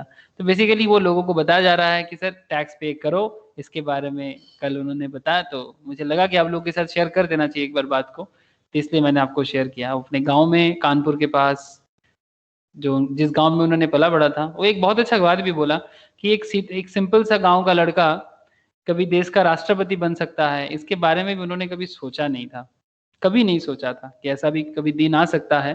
तो एक चीज बहुत अच्छा बोला कि ये इंडिया का डेमोक्रेटिक सिस्टम ही है ना सर, ये हमारे देश का डेमोक्रेटिक सिस्टम ही है जो आज के डेट में कोई भी देश का मतलब हाईएस्ट लेवल में जाने का सोच सकता है और कर भी सकता है। ये तो मैं भी मानूंगा कि डेमोक्रेटिक सिस्टम के लिए ही ये पॉसिबल हुआ। जैसे वो एक कहानी था ना सर, एक कथा है, वो अपना ऋतिक रोशन भी उस मूवी में बहुत अच्छे से यूज किया है। तो कथा ऐसा है कि, क्या है कथा, बोलो ना। राजा का बेटा राजा नहीं बनेगा, राजा वो बनेगा जो हकदार है ना। सुना है आप लोगों ने डायलॉग? है दादा। हाँ, हाँ सर। राजा का बेटा राजा नहीं बनेगा सर, राजा वो बनेगा जो हकदार है। एग्जैक्टली कोई एक पर्टिकुलर फैमिली पूरा देश चलाइए, अच्छा बात नहीं है ना सर, कभी भी अच्छा नहीं है। ना तो देश चलाना अच्छा चाहिए, ना तो स्टेट चलाना अच्छा चाहिए। फैमिली का कहाँ से आ जाता है किरदार, सभी के लिए है देश। ओके चलो sir, tax TDS implication on transfer of immovable property for inadequate consideration. अच्छा देखो, अगर कंसिडरेशन इनएडिक्वेट है तो फिर इमूवेबल प्रॉपर्टी ट्रांसफर के टाइम पे क्या टीडीएस और टैक्स का इम्प्लीकेशन हो जाता है। तो यहाँ पर दो कॉन्सेप्ट आता है, in the hands of seller and in the hands of buyer. तो पहले सेलर के तरफ से देख लेते हैं। जब सपोज मानो कि जियाउल, चलो हमारे पास जियाउल है, ठीक है, ओके, एक जिया है, एक तरफ जियाउल और एक तरफ किसको ले लूं, चलो अपना तौथा को ले लेते हैं, तौथा, ठीक है। तो जियाउल का प्रॉपर्टी है तौथा बायर है, ठीक है। अब चलो देखते हैं कि क्या होगा। तो जियाउल तो सेल कर रहा है, ठीक है। If land and building are held as stock in trade, तो जियाउल अगर तू लैंड बिल्डिंग का क्या करता है, धंधा करता है, धंधा word is sound bad, but अगर मैं सिंपल बोलूं कि ट्रेडिंग करता है तो उस चीज का मतलब जमीन खरीदा बेचना तेरा काम है, चलेगा। जियाउल गुस्सा तो नहीं कर रहा है मेरे ऊपर? No sir. If land and building are held as stock in trade, तो फिर ये बिजनेस इनकम हो जाएगा ना सर। तो इसके लिए सेक्शन 43CA आपके लिए अट्रैक्ट होता है, तो जो बीपी में चला जाएगा सर, ठीक है। वो बिजनेस इनकम है, जब आप स्टॉक इन ट्रेड की तरफ से काम करते हो तो फिर आपका ये इनकम बीपी इनकम हो जाएगा, बिजनेस एंड प्रोफेशन में चला जाएगा, इसलिए सेक्शन 43CA का जिक्र किया यहाँ पर, ठीक है। बट अगर जियाउल लैंड एंड बिल्डिंग का धंधा नहीं करता है, दैट मींस बिजनेस नहीं करता उस चीज का, तब उसके लिए अगर लैंड एंड बिल्डिंग उसके लिए क्या माना जाएगा सर? बोलो सर, कॉमन सेंस है, कैपिटल एसेट माना जाएगा। किस तरह का एसेट माना जाएगा सर? Capital asset. अब हर कैपिटल एसेट नहीं होता, ठीक है, बट एसेट मतलब आप लोग जानते हो, जो लोग कैपिटल एसेट कैपिटल गेन करके आए हो, कैपिटल एसेट का मतलब क्या होता है, ठीक है। जिन लोगों ने नहीं किया मैं उनको इतना बोलूंगा सर, आप लोग बाद में कैपिटल गेन जब पढ़ोगे तो आपको क्लियर हो जाएगा, बट इतना समझ के रखो कि आपके पास कोई जमीन है, वो अगर आप बेचते हो तो आपके लिए, आप उसका धंधा नहीं करते, इन सिंपल, आप जमीन का या बिल्डिंग का धंधा नहीं करते, आप कोई, बेसिंपल बात है, धंधा धंधा कौन करता है, जैसे कि DLF, जैसे कि यूनिटेक, सही बोल रहा हूं ना नाम?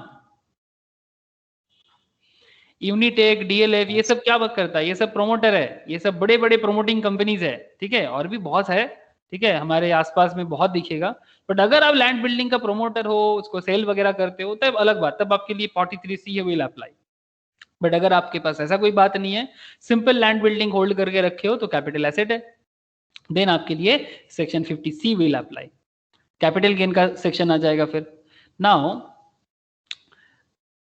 कहता क्या है सर, अगर आप सेलर हो तो आपके लिए दो तरह का कॉन्सेप्ट हो जाएगा। अगर बीपी में आएंगे तो फिर बीपी में आपका टैक्स इंप्लीकेशन कैसा हो जाएगा sir? Is date of agreement different from the date of registration? याद होगा जिन लोगों ने बीपी पढ़ा है, वहां पर मैंने बोला था, ठीक है, is date of agreement different from the date of registration? अगर येस है और अगर नो है, अगर डेट ऑफ एग्रीमेंट और डेट ऑफ रजिस्ट्रेशन का डेट अगर अलग है तो फिर कहते हैं SDV, मतलब stamp duty value, stamp duty value on the date of registration may be taken as the full value consideration.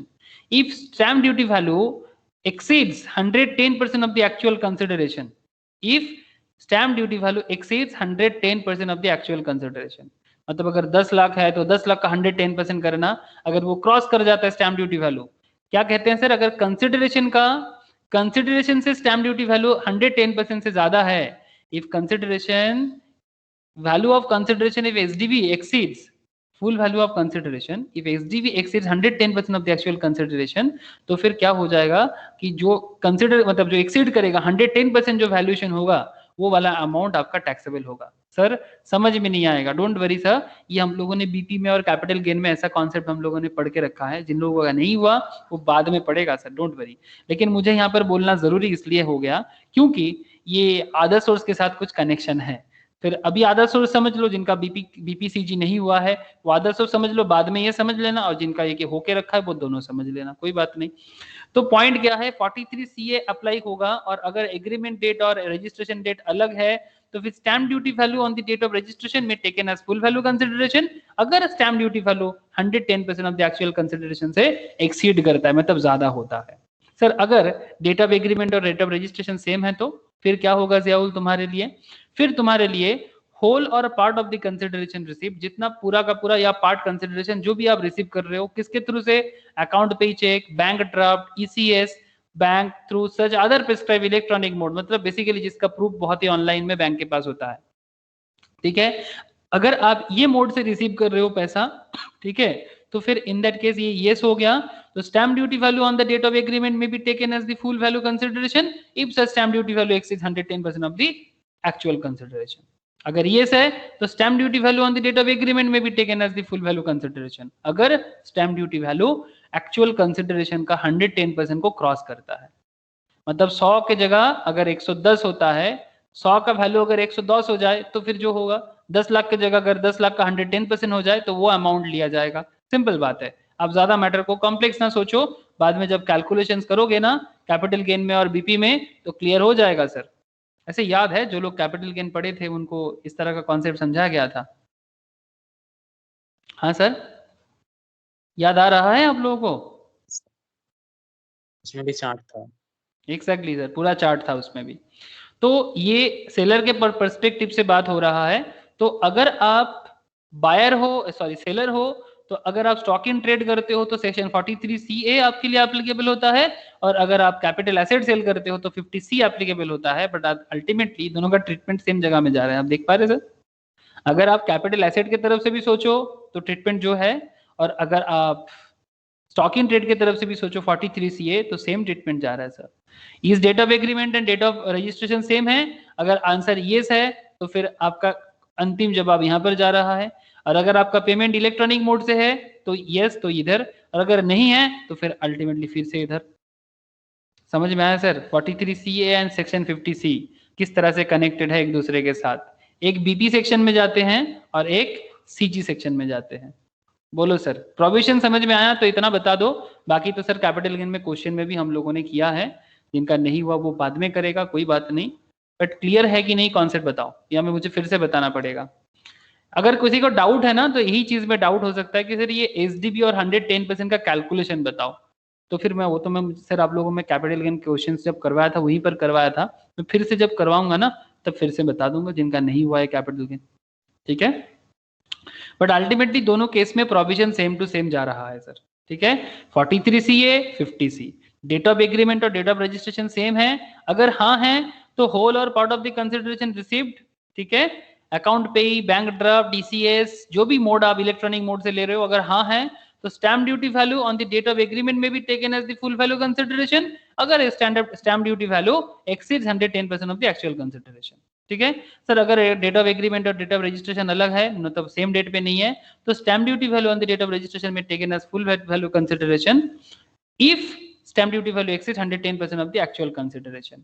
और अगर ये भी ना है, मतलब अगर आप अकाउंट पे ही चेक वगैरह से नहीं कर रहे हो, तो फिर ये वाला एप्लीकेबल हो जाएगा। बोलो सर, क्लियर हुआ कि बात नहीं हुआ? ओहो यस सर। सर वो वाला क्या है, consideration for transfer land and building less than 50 lakh? आता हूं सर, आता हूं, रुको। ये तो सेलर के बायर के तरफ से है ना, सेलर तो समझ गए आप लोग। सेलर का पॉइंट ऐसा है कि कौन सा वैल्यू को लिया जाएगा, कि सेलर के हाथ में क्या टैक्स करेगा। अब बायर के हाथ में बात करते हैं, मतलब तौथा के हाथ में, ठीक है। अब इसी में अदर सोर्स का बात ज्यादा आ जाता है, बिकॉज अदर सोर्स में इसका इनकम माना जाता है बहुत केस में। तो in the hands of the buyer, पहला सवाल, is the date of agreement different from the date of registration? क्या जिस दिन बिल्डिंग या प्रॉपर्टी ट्रांसफर कर रहे हो दोनों डेट सेम है, रजिस्ट्रेशन का डेट और एग्रीमेंट का date? Date of agreement different from the date of registration, अगर येस है तो जवाब अलग, अगर नो है तो जवाब अलग। अगर येस है तो फिर सवाल किया जाएगा क्या अमाउंट आपको होल और पार्ट में अकाउंट पे या बैंक की सीएस इस तरह से मिल रहा है? देन अगर येस है तो फिर stamp duty value on the date of agreement में भी कंसिडर्ड। बट अगर ना है, मतलब अगर आप नहीं कर रहे हो, ठीक है, तो इन दैट केस भी stamp duty value on the date of registration would be considered. अगर हाँ है तो SDV on the date of agreement would be considered, और अगर ना है तो SDV on the date of registration would be considered. दोनों पॉइंट समझना सर, एक में बात कर रहा है सर रजिस्ट्रेशन का और एक में बात कर रहा है एग्रीमेंट का। यहाँ पर देखो एग्रीमेंट डेट का एसडीबी, यहाँ पर क्या है रजिस्ट्रेशन डेट का एसडीबी। आई होप पॉइंट समझ में आ रहा है सर। यहाँ पर रजिस्ट्रेशन का स्टैम्प ड्यूटी वैल्यू पूछ रहा है और यहाँ पर एग्रीमेंट डेट का स्टैम्प ड्यूटी वैल्यू पूछ रहा है, ठीक है। और अगर डेट ऑफ एग्रीमेंट और रजिस्ट्रेशन दोनों ना कर रहे, मतलब सेम डेट पे नहीं हो रहा है, तो डायरेक्ट यही वाला एप्ली हो जाएगा, मतलब SDV on the date of registration would be considered, ठीक है। अच्छा, यहाँ पर और एक चीज सर कि स्टैम्प ड्यूटी वैल्यू, सॉरी ये वाला stamp duty value on the date of agreement में भी कंसीडर्ड और stamp duty value on the date of registration would be considered. इसमें जो कंसिडरेशन लिया जाएगा ना उसका कैलकुलेशन क्या होता है, difference between the stamp duty value and the actual consideration will be taxable. अब टैक्सेबल क्या होगा?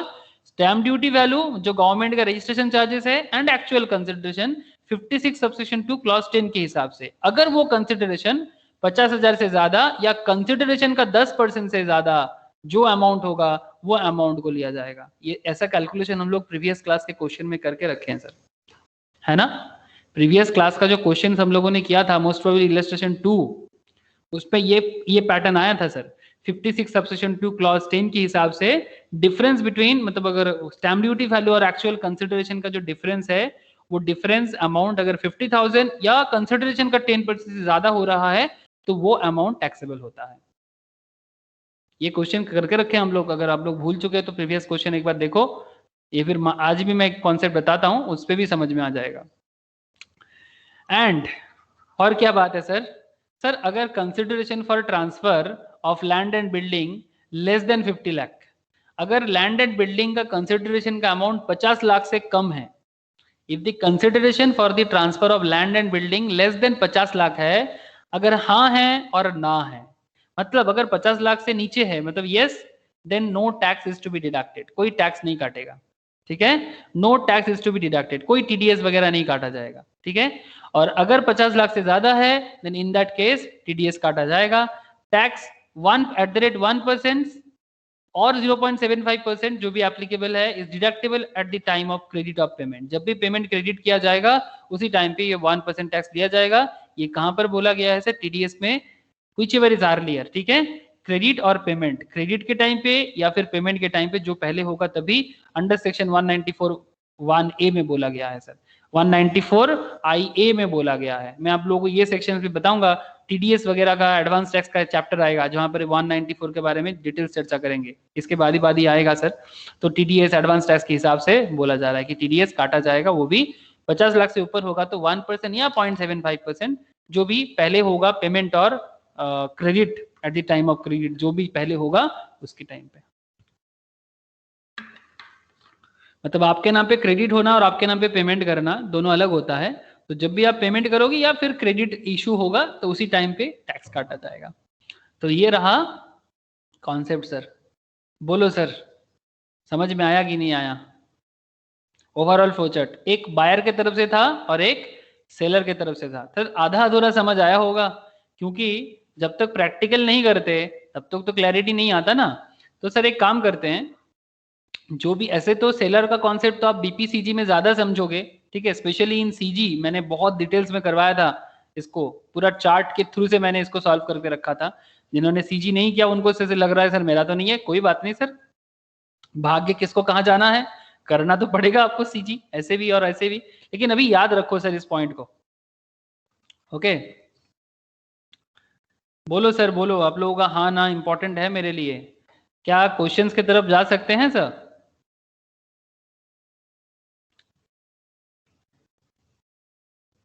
Hello? Yes sir. Okay sir, देखो अब ये जो क्वेश्चंस हम लोगों ने अभी किया, ये सॉरी प्रोविजंस हम लोगों ने पढ़ा, अब इसी पर्टिकुलर क्वेश्चंस के थ्रू से मैं ये क्वेश्चंस आप लोगों को बोला था इलस्ट्रेशन 2 जो आप लोगों ने लास्ट दिन किया था, एक बार गो थ्रू करना सर। यहाँ पर बहुत सारा वाइटल पॉइंट मैंने डिस्कस करके रखा था। और एक पॉइंट जो ये मिस्टर हरी और इसका क्वेश्चन था ना, ये वाला बहुत अच्छा क्वेश्चन है सर। प्रोविजंस को समझने के लिए बहुत बढ़िया क्वेश्चन है। सिर्फ प्रोविजन से आप भूल सकते हो, बट क्वेश्चंस कर लो तो प्रोविजंस क्या हो जाता है ना, जहन में रह जाते हैं, है ना? हर चीज का प्रैक्टिकल देख लो तो मजा आ जाए ना सर, किसी भी चीज का प्रैक्टिकल कर लो तो मजा आ जाए। बचपन से सुनते हैं बैंक जाना है, बैंक जाना है, बट जब तक बैंक का काम जाके नहीं करते बैंक का काम समझ नहीं आता, है ना सर? मैंने देखा सर, मेरे को बचपन में ना बहुत डर लगता था बैंक जाने में। अगर पापा कभी भी मुझे बोल देता था कि जा बैंक में जा, तो बैंक में जाके पैसा जमा कर ले, ठीक है, तो मेरे को बहुत डर लगता था। किस बात का? मतलब ऑन दैट टाइम मैं शायद 6, 7 या हार्डली 8 में पढ़ता था, तो मुझे इस चीज का डर लगता था कि मैं कहाँ जाके क्या बोलूं, ठीक है? तो उतना स्मार्ट नहीं हुआ करता था सर, ठीक है? मतलब कुछ चीजों में मुझे डर लगता था, हर चीज में नहीं, कुछ मैटर में डर लगता था। तो मैं सबसे पहले तो बैंक में जाके कहाँ क्या पूछना है, क्या बोलते हैं उसको, मैं पापा को बोलता था कि बताओ ना उसको, जो चीज मुझे फॉर्म लेना है तो उसको बोलता क्या है, तो उसको डिपॉजिट फॉर्म बोलते हैं या विथड्रॉल फॉर्म बोलते हैं। बट ये डिपॉजिट फॉर्म, विथड्रॉल फॉर्म, ये सब तो मुझे बोलना नहीं आता था। और पापा मुझे ये सब नहीं बोलते थे। पापा जाके बोलते थे तुम जाके बोलना कि जमा टाका जमा करबो, ठीक है, टाका तुलबो। नहीं, कुछ तो नाम होता होगा, आप बोलो ना सही। तो बोलते नहीं थे तो फिर जाना पड़ता था। फिर पहले पहले हंसता था कोई कोई में, मतलब जो बैंक में होते थे। फिर धीरे धीरे आदत हो गया। मतलब क्या हो गया सर, कॉन्सेप्ट में यही बोलना चाहता। और चेक का काम तो बहुत डर लगता था कि चेक फिलअप करने के टाइम पे मुझे आज भी डर लगता है कभी कभी, क्योंकि थोड़ा सा इधर उधर हो जाए ना डेट में तो कैंसिल कर देता है, बाउंस कर देता है। तो बचपन में मुझे ये डर था, लेकिन सर जितना प्रैक्टिकल यूज होता गया समझ आता गया। क्या मैं सही बोल रहा हूँ सर? आई थिंक ये बाकी लोगों के लिए भी एप्लीकेबल है सर। बोलो सर बोलो। रिलेटेबल है। हाँ रिलेटेबल है। इससे सर ये बहुत सारा लोगों का बचपन का कहानी है, मुझे मेरा भी कहानी है सर। मैं भी बहुत डरता था बचपन में। मतलब बैंक का काम बोलने से ना मुझे लगता था ये भगवान, बैंक छोड़ के कुछ भी बोलो, तुम मुझे बोलो कि दुकान से सामान लाना है मैं अभी ला देता हूँ, ये बैंक का काम क्यों देता है मुझे। लेकिन मैं तो टाइम में गायब। हाँ गायब हो जाता था। हाँ, नहीं मिलने से नहीं बोलेगा। तो वही सर, कोई भी चीज को एक बार प्रैक्टिकल कर लो तो ऐसा लगता है कि चलो सब समझ आ गया हो। ओके, इसीलिए बोलते हैं सर। Okay, mister Hari. कौन है mister Hari? Mister Hari property dealer है सर। सोल्ड ए बिल्डिंग, ध्यान से सुनना सर क्वेश्चन को पहले। Sold a building in the course of his business to his friend Rajesh, okay, who is a dealer in the automobile spare parts for rupees 90 lakh. कितने में बेचा? घर बेचा 90 लाख में sir, okay, on 1/1/2021। When the stamp duty value कितना था? 150 लाख। 90 लाख का घर है, बट वहां स्टैम्प ड्यूटी वैल्यू है इसका, सरकार का रजिस्ट्रेशन चार्जेस 150 लाख का। आप समझ सकते हो। The agreement was however entered into on 1/1/19/2020। कब एग्रीमेंट में जा रहा है? 1 सितंबर 2020 को। The stamp duty value agreement के टाइम पे क्या था? 140, ठीक है, 140 लाख। एग्रीमेंट के टाइम पे stamp duty value 140 lakh sir. Mister Hari had received down payment 15 lakh. 15 lakh का डाउन पेमेंट मिला है मिस्टर हरी को। कहा? किससे? राजेश से। भाई ये क्रॉस चेक। चलो सर, कौन मुझे समझाएगा क्रॉस चेक क्या होता है? जो लोग बैंक का काम करता है उनको जरूर पता होगा, मतलब एटलीस्ट बैंक जाने का आदत है। क्रॉस चेक क्या होता है सर?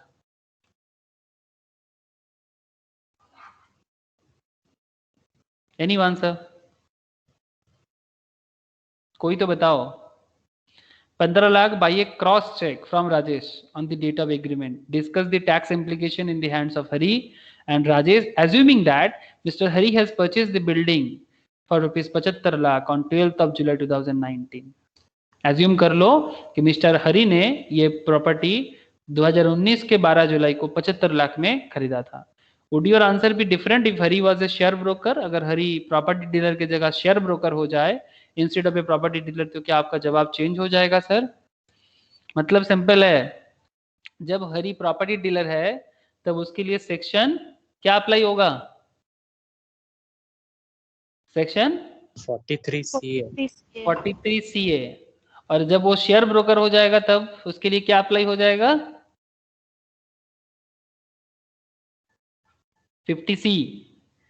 ये बीपी का सेक्शन है और ये सीजी का सेक्शन है, बट दोनों का ट्रीटमेंट सेम है। आप लोगों ने देखा दोनों का ट्रीटमेंट सेम है ना सर?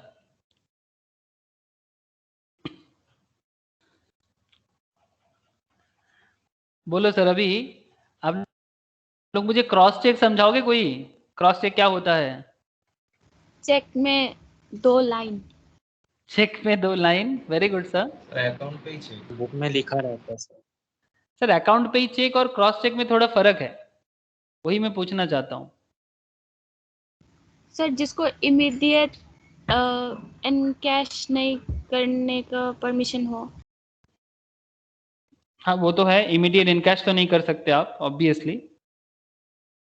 क्रॉस चेक और अकाउंट पे ही चेक में बहुत ज्यादा फर्क नहीं है, बट एक ना बेसिक फर्क है, एक बेसिक फर्क है। क्रॉस चेक में क्या होता है? क्रॉस चेक मीनिंग में क्या चाहिए मुझे? इमेज चाहिए। हाँ ये चलेगा। देखो ये क्रॉस चेक है, ठीक है। अब ये क्रॉस चेक अकाउंट पे ही चेक भी है, ठीक है, आप जिसके नाम पे बोल रहे हो उसी के अकाउंट में जाएगा, but sir cross cheque bearer's cheque भी होता है,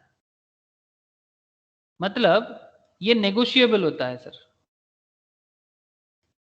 आप बात को समझे, क्रॉस चेक नेगोशिएबल भी होता है। इसका मतलब ये है, से फॉर एग्जांपल मैंने जियाउल को चेक दिया और जियाउल को मैंने मानो कि 37,000 का चेक दिया, लेकिन जियाउल को लगता है कि ये चेक वो 37,000 वो नहीं लेना चाहता, बदले में वो किसी और को, तथा को देना चाहता है, तो तब वो चेक को क्या कर सकता है सर, वो ट्रांसफर कर सकता है, एंडोर्स कर सकता है। क्रॉस चेक नेगोशिएबल है और इसका एंडोर्समेंट हो सकता है। अकाउंट पे ही चेक भी ऐसा ही होता है, अकाउंट पे ही चेक भी ऐसा ही होता है ना, देखने में ऐसे करके करके हम लोग इसमें अकाउंट पे ही लिख देते हैं, है ना। बट अकाउंट पे ही चेक में क्या होता है, वो एंडोर्स नहीं कर सकते आप, जिसके नाम पे है वही कर सकता है ना उसको बैंक में क्रेडिट,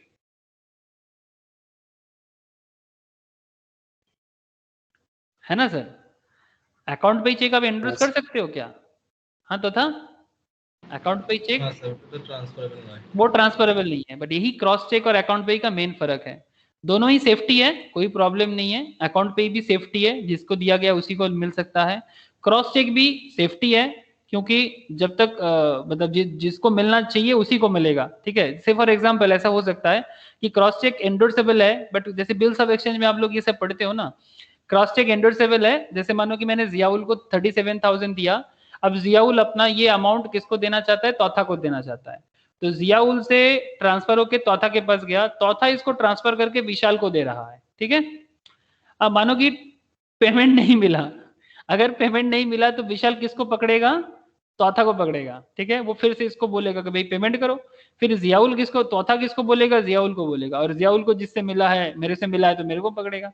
तो बेसिकली क्रॉस चेक में क्योंकि वो एंडोर्स हो सकता है, तो फिर वो जब भी डिफॉल्ट हो जाए तो जिससे जिसको मिलता है वो उसको आ जाएगा, और अकाउंट पे चेक में तो दो ही इंसान का खेल हो सकता है, यही मेन फर्क है और कुछ नहीं है, ठीक है। तो लेकिन हम लोग जो जितना सारा प्रोविजंस पढ़े हैं, कहीं पर भी क्रॉस चेक के बारे में नहीं बोला है सर, हर जगह में अकाउंट पे के बारे में बोला है ना। हर जगह में पेमेंट के बारे में क्या बोला, अकाउंट पे के बारे में बोला, क्रॉस चेक बोला क्या? नो सर, अकाउंट पे ही चेक बोला। अकाउंट पे चेक बोला।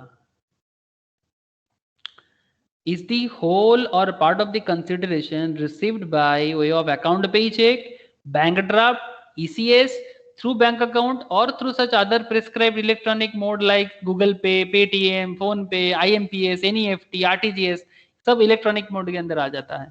क्रॉस चेक के बारे में नहीं बोला सर, अकाउंट पे के बारे में बोला है, तो इसीलिए इसके ऊपर डिपेंड करके हमारा जवाब भी चेंज हो जाएगा ना। समझ गए होंगे आप लोग बात, ठीक है। चलो सर, तो जितना जो पॉइंट था उसको डिस्कस कर लेते हैं एक बार। अच्छा क्वेश्चन है, अच्छा क्वेश्चन है सर, अगर आप लोग अच्छे से सुन रहे हो तो बहुत अच्छा नॉलेज मिलेगा आप लोगों को। चलो सर देखते हैं क्या नॉलेज गेन कर पाते हैं हम लोग, बहुत सारा सवाल का जवाब इसके अंदर छुपा हुआ है। Tax implication if Mr Hari is a property dealer, अगर मिस्टर हरी प्रॉपर्टी डीलर है तो फिर in the hands of seller Mr Hari ये 43C अप्लाई हो जाएगा, और in the hands of buyer Mr Rajesh, ठीक है, उसके लिए कैपिटल अदर सोर्स है तो 56 सबसेक्शन 2 क्लॉज 10 का सेक्शन आ जाएगा, है ना। राजेश के लिए ये क्या हो जाएगा, अगर उसको विदाउट कंसिडरेशन वगैरह में मिल रहा है या इनएडिक्वेट कंसिडरेशन में मिल रहा है तो फिर 56 सबसेक्शन 2 क्लॉज 10 एप्लीकेबल हो जाता है। तो देख लेते हैं सर क्या खेल चल रहा है यहाँ पर। तो पहले क्या करें, पहले बिजनेस का देख ले, पहले बिजनेस का देख लेते हैं। हाँ, 43CA in the hands of Hari, the provisions of section 43CA would be attracted since the building represent his stock in trade and he has transferred the same for a consideration less than stamp duty value। याद करो sir, stamp duty value कितना था और उसने कितने दाम में transfer किया, याद करो, क्वेश्चन आपके सामने है। 90 लाख में ट्रांसफर किया, स्टैम्प ड्यूटी 150 लाख है, स्टैम्प ड्यूटी 150 लाख है और उसने ट्रांसफर किया 90 लाख में, कम दाम में ट्रांसफर किया सर। हेलो, हाँ सर। तो अल्टीमेटली क्या हो गया, for a consideration less than the stamp duty value and the stamp duty value exceeds 110% of the consideration, है ना, 90 लाख का 110% करके देखो, उससे ज्यादा है, ठीक है, कंसिडरेशन का. Under section 43CA the option to adopt the stamp duty value on the date of agreement can be exercised, है ना. एग्रीमेंट डेट का जो है वो वाला एक्सरसाइज होगा. ओनली होल और part of the consideration has been received on or before the date of agreement by way of account payee cheque or draft or by use of ECS through a bank account or through a electronic transfer. Like ये सब electronic में ये सब आ जाता है sir. Electronic के अंदर आपका आ जाएगा IMPS, UPI, हाँ, ये सब फुल फॉर्म जानते होंगे आप लोग. इमीडिएट पेमेंट सर्विस, ये सब बैंक ट्रांसफर करने के टाइम पे दिखता है. UPI, unified payment interface, RTGS, real time gross settlement, NEFT, national electronic fund transfer, भीम, Bharat interface for money, Aadhaar pay, और before the date of agreement, है ना सर. ये सब इलेक्ट्रॉनिक ट्रांसफर में हो गया.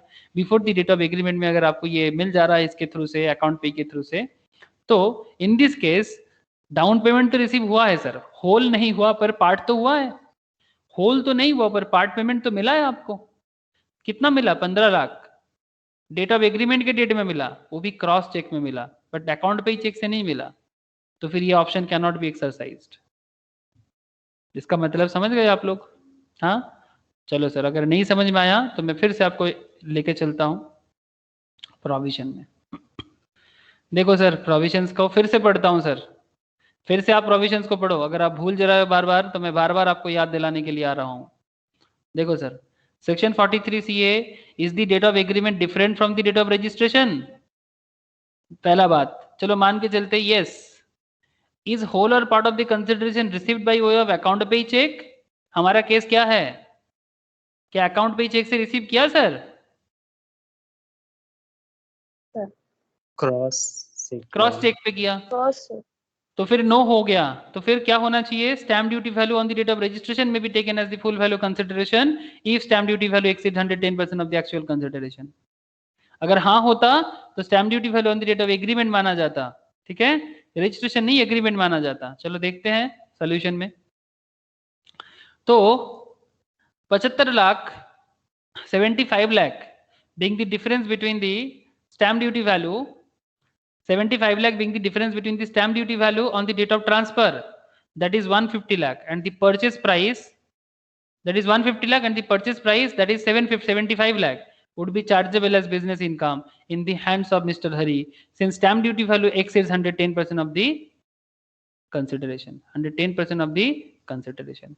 अब देखो तो सर, कंसिडरेशन कितना मिला था? मिस्टर हरी के हाथ में कंसिडरेशन कितना था? 90 लाख था.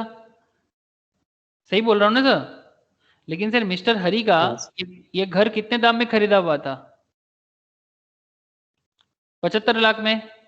और उसका स्टैम्प ड्यूटी मार्केट में कितना चल रहा था? 150 लाख, 150. है ना. 90 लाख का 110% कितना हो जाता है?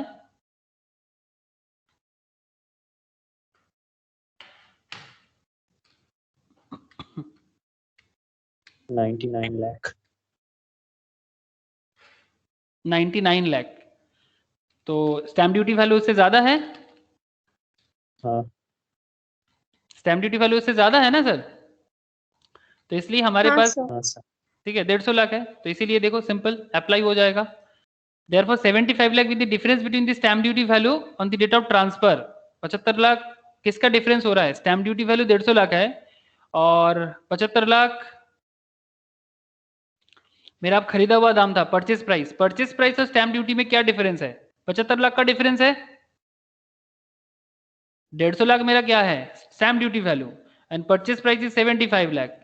ये इसका जो डिफरेंस है 150 एंड 75 का जो डिफरेंस है, would be chargeable as business income in the hands of Mr Hari, क्योंकि stamp duty value exceeds 110% of the consideration. ये रहा आपका मिस्टर हरी के हाथ का पहला केस. अब चलो मैं फिर से आपको इसको दिखाता हूं. ये देखो, stamp duty value on the date of registration may be taken in the full value consideration if SDV exceeds 108% of the actual consideration. तो उसको तो लिया गया, ठीक है, 110% तो क्रॉस कर ही गया, ठीक है. तो 43CA के हिसाब से हमारा पहला कॉन्सेप्ट ये रहा, ठीक है. मिस्टर हरी के हाथ में टैक्सेबिलिटी क्या आ जाएगा? 75 लाख का. बोलो सर, कुछ बात समझ में आया कि नहीं आया? क्या कॉन्सेप्ट हो गया? Is the date of agreement different from the date of registration? Yes. Whole part of the consideration receive by you have account payee cheque, नहीं, क्रॉस चेक से रिसीव किया, ना हो गया। क्या बोलते sir? Stamp duty value on the date of registration may be taken in full value consideration. तो stamp duty value को ही लिया गया 150, इसी को फुल वैल्यू कंसिडरेशन मान लिया गया। और परचेस प्राइस का जो डिफरेंस कितना है? 75 लाख। ठीक है, तो 75 लाख का जो डिफरेंस और 150 लाख का जो डिफरेंस, दो डिफरेंस जो है वो आपका हो जाएगा बिजनेस इनकम। समझ आया ना सर? यहाँ पर यही बताया गया सर। ठीक है, 75 lakh being the difference between the stamp duty value, मतलब 90 लाख को लेना चाहिए था ना, बट 90 लाख नहीं लिया गया सर, 150 लाख लिया गया। अगर 90 लाख से होता तो आपका इनकम कम हो जाता ना। अगर 90 लाख लिया गया होता 150 की जगह, तो फिर आपका इनकम कम हो जाता, आपके लिए अच्छा होता। बट क्योंकि आपने क्रॉस चेक में पेमेंट लिया, मतलब पेमेंट किया, हाँ लिया बेसिकली, तो इसके लिए आपको वो वाला फैसिलिटीज नहीं मिला। आई होप क्लियर है सर? बोलो, सबको क्लियर हो रहा है कि नहीं हो रहा है? कोई डाउट हो तो पूछ लो सर।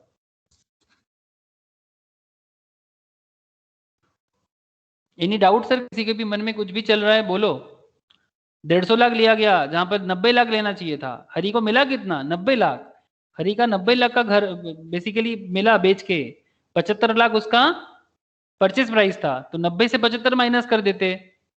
लेकिन हमारे यहाँ पर क्या माइनस हो गया? 150 से 75 माइनस हो गया, ज्यादा हो गया ना सर?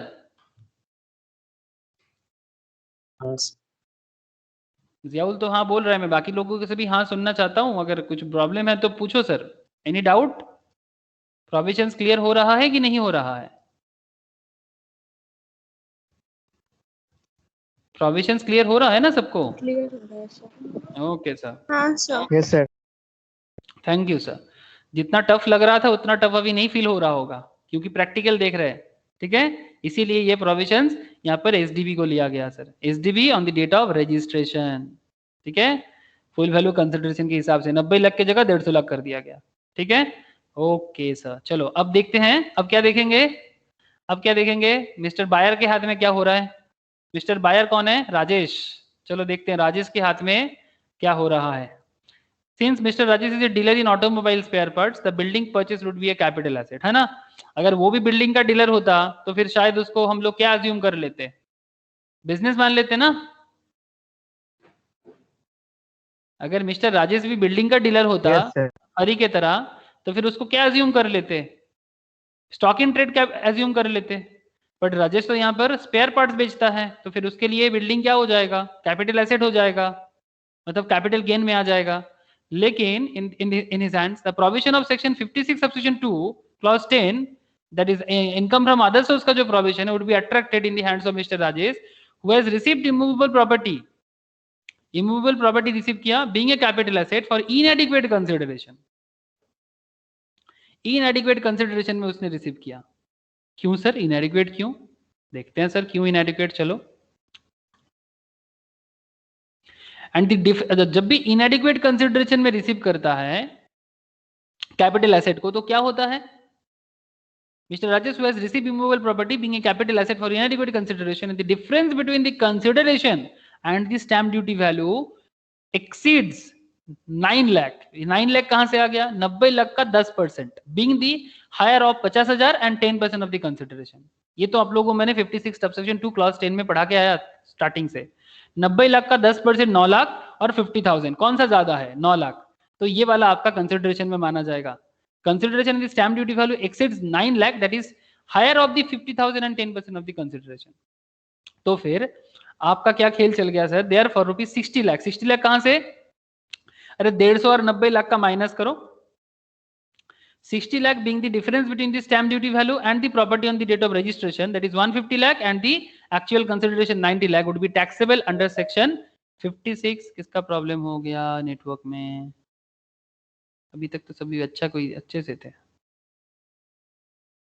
ओके, तो 150 लाख से आप 90 लाख को माइनस करो, कितना हो जाता है? 60 लाख। ठीक है, ये 60 लाख टैक्सेबल हो जाएगा अंडर सेक्शन 56 सबसेक्शन 2 क्लॉज 10 में in the hands of mister Rajesh, since the payment is on the date of agreement is made by crossed, है ना?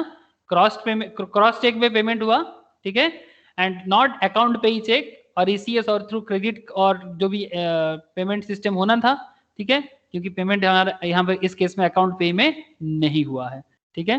तो अल्टीमेटली आपका अमाउंट हो जाएगा 60 लाख का, ठीक है, आपका अमाउंट हो जाएगा 60 लाख का। सर कैसे बोल दिया आपने 60 लाख का? ये देखो बायर के हाथ का सेक्शन को फिर से देखो सर, फिर से देखो, घर में फिर से एक बार गो थ्रू कर लेना हो सके तो, लेकिन आप लोग अगर देख पा रहे हो तो देखो फिर से एक बार। Is the date of agreement different from the date of registration? Yes. Is whole और part of the consideration paid by you of account payee cheque? नहीं सर, है ना। अगर अकाउंट पे चेक नहीं है तो फिर क्या होना चाहिए? Stamp duty value on the date of registration would be are considered.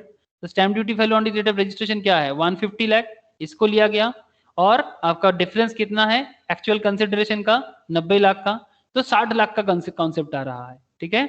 और क्या बोल रहे थे? Difference between the stamp duty value and the actual consideration will be taxable under section 56 subsection 2 clause 10 if such difference is more than the higher of 50,000 और 10% of consideration. क्या 60 लाख मतलब आपको मैं सिंपल कर रहा हूं सर, 150 से आप माइनस करो 90 लाख को। 150 is your stamp duty value और 90 lakh is your actual consideration, है ना। तो 90 150 लाख और 90 लाख, ठीक है, डिफरेंस कितना हो गया? 60 लाख। लेकिन अब मुझे एक चीज बताओ, 60 लाख जो अमाउंट आपका आया, यहाँ पर क्या बोल रहा है? क्या ये 60 lakh if such difference is more than the higher of 50,000 and 10% of consideration, मतलब क्या ये 50,000 और कंसिडरेशन का 10% से ज्यादा है? कंसिडरेशन आपका 90 लाख था, 90 लाख का 10% कितना? 90 लाख का 10% 9 लाख, और 50,000 और 9 लाख में से 9 लाख ज्यादा है, तो क्या आपका ये 60 लाख 9 लाख से ज्यादा है सर? क्या आपका 60 लाख 9 लाख से ज्यादा है? हाँ ना सर, 9 लाख तो 60 लाख से ज्यादा है, सॉरी मैंने हाँ सर। 60 लाख 9 लाख से ज्यादा है, तो इसीलिए 60 लाख अमाउंट आपका टैक्सेबल हो जाएगा। किसके हाथ में? बायर के हाथ में। यही वाला खेल हुआ है सर। तो फिर आपको क्या देखना पड़ा? आपको पहले देखना पड़ेगा कि आपका स्टैम्प ड्यूटी वैल्यू कितना है। 150 लाख का आपने कितना लिया? 90 लाख का, ठीक है। स्टैम्प ड्यूटी वैल्यू 150 का, आपने दिया 90 का, तो इनएडिक्वेट कंसिडरेशन। जब भी आप इनएडिक्वेट कंसिडरेशन में रिसीव कर रहे हो, जब भी आप इनएडिक्वेट कंसिडरेशन में रिसीव कर रहे हो, वो भी अकाउंट पे ही चेक नहीं कर रहे हो, ठीक है, वो भी अकाउंट पे ही चेक नहीं कर रहे हो, जो हमें यहाँ पर करना चाहिए था रूल्स के हिसाब से। देखो sir, is the date of agreement different from date of registration? Yes. Is the whole part account payee या इलेक्ट्रॉनिक मोड से मिला? No. Then SDV on the date of registration would be considered. SDV on the date of registration क्या है? 150 लाख, और आपका consideration कितना है? 90 लाख। तो आपको क्या करना चाहिए? Difference between the stamp duty value and the actual consideration. Stamp duty SDB कितना है? 150। एक्चुअल कंसिडरेशन कितना है? 90। 150 और 90 में कितना डिफरेंस है? 60। क्या ये आपका 60 लाख 50,000 और 10% ऑफ 90 लाख से ज्यादा है? क्या आपका 60 लाख 90 लाख, क्या आपका 60 लाख 10% ऑफ 90 लाख से और 50,000 से ज्यादा है? हाँ सर। इसीलिए 60 लाख टैक्सेबल। बोलो सर, राजेश का कॉन्सेप्ट क्लियर है? इनएडिक्वेट कंसिडरेशन भी हो गया। कौन सा प्रोविजंस कंप्लीट कर लिए? ये वाला बहुत अच्छा प्रोविजन था सर। अगर ऐसा क्वेश्चन आ जाए तो घबराने का कोई जरूरत नहीं है, आपको पता हो गया। ये देखो फिर से, immovable property इनएडिक्वेट consideration, immovable property इनएडिक्वेट consideration 56 subsection 10, 56 subsection 2 clause 10, 56 subsection 2 clause 10, the difference between the stamp duty value and the consideration if such difference exceeds the higher of 50,000 and 10% of the consideration, that means 60 lakh जो है वो 50,000 और 10% of consideration, that is 90 lakh का 10%, 90 lakh at the rate 10% मतलब 9 लाख, ठीक है। 50,000 और 9 लाख से 60 लाख ज्यादा है तो वो अमाउंट टैक्सेबल हो जाएगा जब कंसिडरेशन इनएडिक्वेट होगा। क्लियर है सर मिस्टर हरी और राजेश का खेल? एनी डाउट तो पूछ लो सर। बहुत केस में मैंने देखा दिक्कत होता है, बट अगर आपको प्रोविजंस पता है तो दिक्कत कभी नहीं होता। बोलो सर बोलो, क्या मैं आगे बढ़ सकता हूं? आप लोग का परमिशन जरूरी है, आप लोग परमिट करोगे तो मैं आगे बढ़ूंगा। हाँ सर। Yes sir. मैं समझ सकता हूं प्रोविजन थोड़ा ट्रिकी एरिया में जा रहा है, बट सर आप लोग भी तो कोई नॉर्मल इंसान नहीं हो ना, चार्टर्ड हो, सीएस हो, हाँ सीएमए हो, तो आम आदमी तो नहीं हो आप लोग। Okay sir. अच्छा, in the hands of seller Mr Hari, ये तो हम लोगों ने कर लिया। अच्छा, अगर मिस्टर हरी शेयर ब्रोकर है तो उसके लिए वो कैपिटल एसेट हो जाएगा। अगर वो शेयर ब्रोकर है तब तो उसके लिए कैपिटल एसेट हो जाएगा। फिर कॉन्सेप्ट क्या हो जाएगा? इन case of Mr Hari is a share broker and not a property dealer, the building would represent is capital asset and not stock in trade. In such a case, the provision of section 50C would be attracted in the hands of Mr. Hari, since building is transferred for a consideration less than the stamp duty value, and the stamp duty value exceeds 110% of the consideration. Thus, 75 lakh, the difference between the stamp duty value, that is 150 lakh, और purchase price 75 lakh है ना, 75 लाख जो है वही taxable हो जाएगा। It may be noted as short term, ये भी टैक्सेबल होगा, वो भी शॉर्ट टर्म कैपिटल गेन होगा सर। ये जो 75 लाख उसको मिला है ना, ये 75 लाख उसका शॉर्ट टर्म कैपिटल गेन। क्यों सर शॉर्ट टर्म क्यों? कोई मुझे बता सकते हो शॉर्ट टर्म क्यों?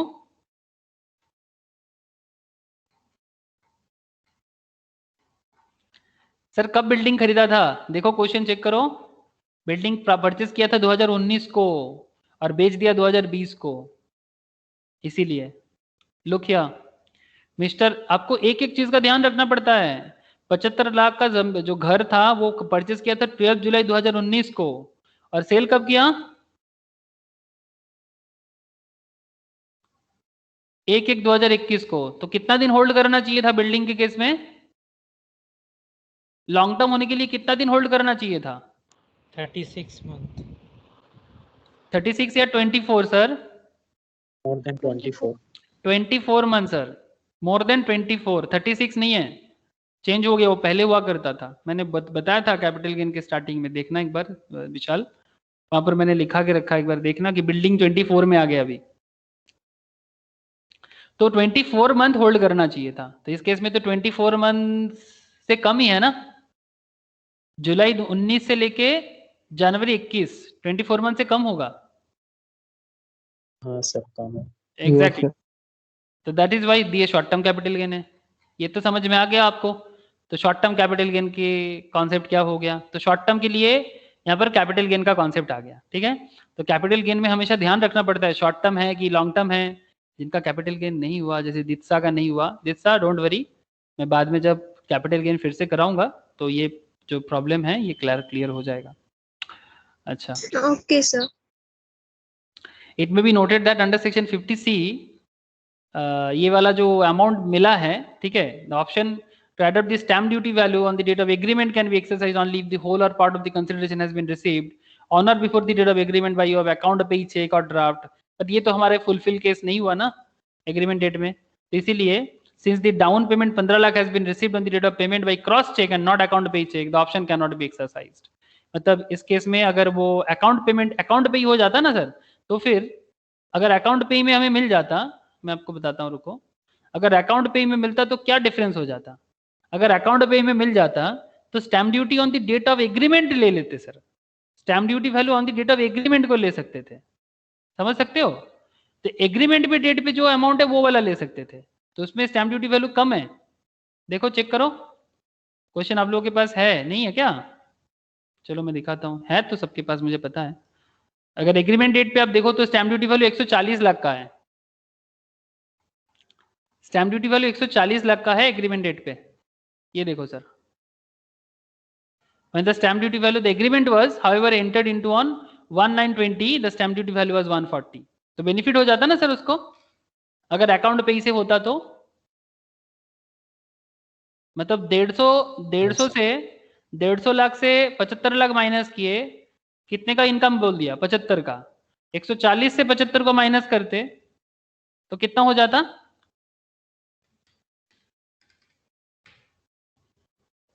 65 65 65 लाख का ये बेनिफिट मिलता है उसको? समझ में आया सर कि गवर्नमेंट आपको हर तरह से बेनिफिट भी दे रहा है और जरूरत पड़ने में मार भी रहा है। ठीक है सर, समझ गए। लेकिन इसका क्या होगा राजेश का? राजेश के कुछ चेंजेस होगा क्या?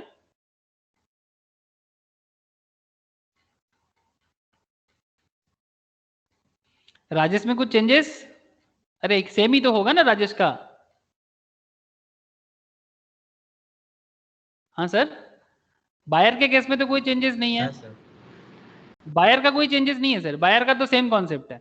ठीक है, बायर के केस में सेम कॉन्सेप्ट है, बस वो देखना पड़ता कि अगर 50 लाख से ज्यादा वैल्यू का कंसिडरेशन है तो फिर उसमें लैंड एंड बिल्डिंग के केस में 50 लाख से ज्यादा का कंसिडरेशन अगर ट्रांसफर हो रहा है तो वो 1% का टैक्स लगता है।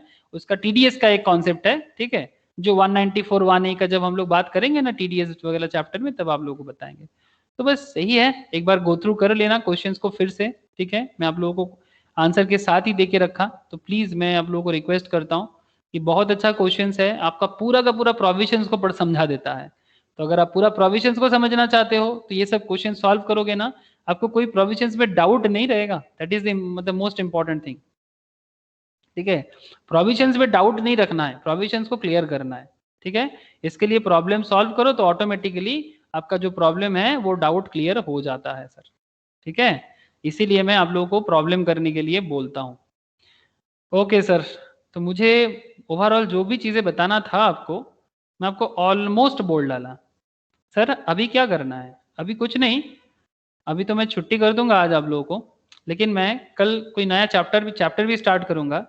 लेकिन बिफोर दैट आप लोग घर में ये सब क्वेश्चन प्लीज सर, अंदर इनकम फ्रॉम अदर सोर्स का क्वेश्चन है, प्लीज अच्छे से सॉल्व करना। बहुत ही अच्छा अच्छा क्वेश्चन है, ये सब क्वेश्चन सॉल्व कर लोगे आपको कुछ भी और करने का जरूरत नहीं पड़ेगा, आप हर क्वेश्चन सॉल्व कर सकते हो, इतना तो श्योर है सर। ये देखो सर, आपको पूछा है examine under which head the following income are taxable. Very very important for MCQ type of question. ठीक है, बहुत ही वाइटल क्वेश्चन माना जाता है। 9 क्वेश्चन है, प्लीज एक बार देखना, आंसर भी मैंने दे के रखा। ठीक है, एक क्वेश्चन नंबर 1 का प्लीज प्रैक्टिस करना, क्वेश्चन नंबर 2 इसको भी प्रैक्टिस करना। ठीक है, क्वेश्चन नंबर 2 कितना क्वेश्चन है देख लेता हूं सर मैं। क्वेश्चन 1 2, क्वेश्चन 3 का सोल्यूशन नहीं है, अनसॉल्व्ड है। क्वेश्चन 3 होमवर्क है, क्वेश्चन 3 सॉल्व करना है। ओके, क्वेश्चन 3 ट्राई कीजिएगा सर, एनहांस्ड कंपेंसेशन का कुछ कॉन्सेप्ट है। ओके, ट्राई कीजिएगा एक बार। सेम क्वेश्चन हो गया क्या? 5 लाख, 1.5 लाख, 1,65,000, नहीं सर, थोड़ा अलग हो सकता है, थोड़ा अलग है, हो सकता है सर, एक बार रीड करना, थोड़ा अलग है। क्वेश्चन 4 को भी करना, ये भी अच्छा क्वेश्चन है। ठीक है, और क्वेश्चन 5 को भी एक बार करना, गो थ्रू जरूर करना सर, ये भी एक अच्छा क्वेश्चन दिया मैंने। फॉलोइंग ट्रांजैक्शन को एग्जामिन करना है in the context of income tax act 1961। बस ये कुछ क्वेश्चंस कर लो। ठीक है, ये कुछ क्वेश्चंस कर लो अदर सोर्स में, और कौन रोके सर आपको? ठीक है, बस इतना ही आज, कल किसी दूसरा चैप्टर के साथ डिटेल्स में बात करेंगे। और ये सब क्वेश्चंस प्लीज घर में कर लीजिएगा, मैं आज ही शेयर कर देता हूँ आप लोगों को। ठीक है, ओके सर, कोई सवाल है तो करो, मेरे तरफ से तो हो गया।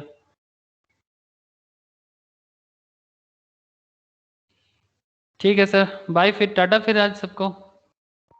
Bye sir. सर बस sir. Okay bye sir, sir. Tata sir, tata Tata.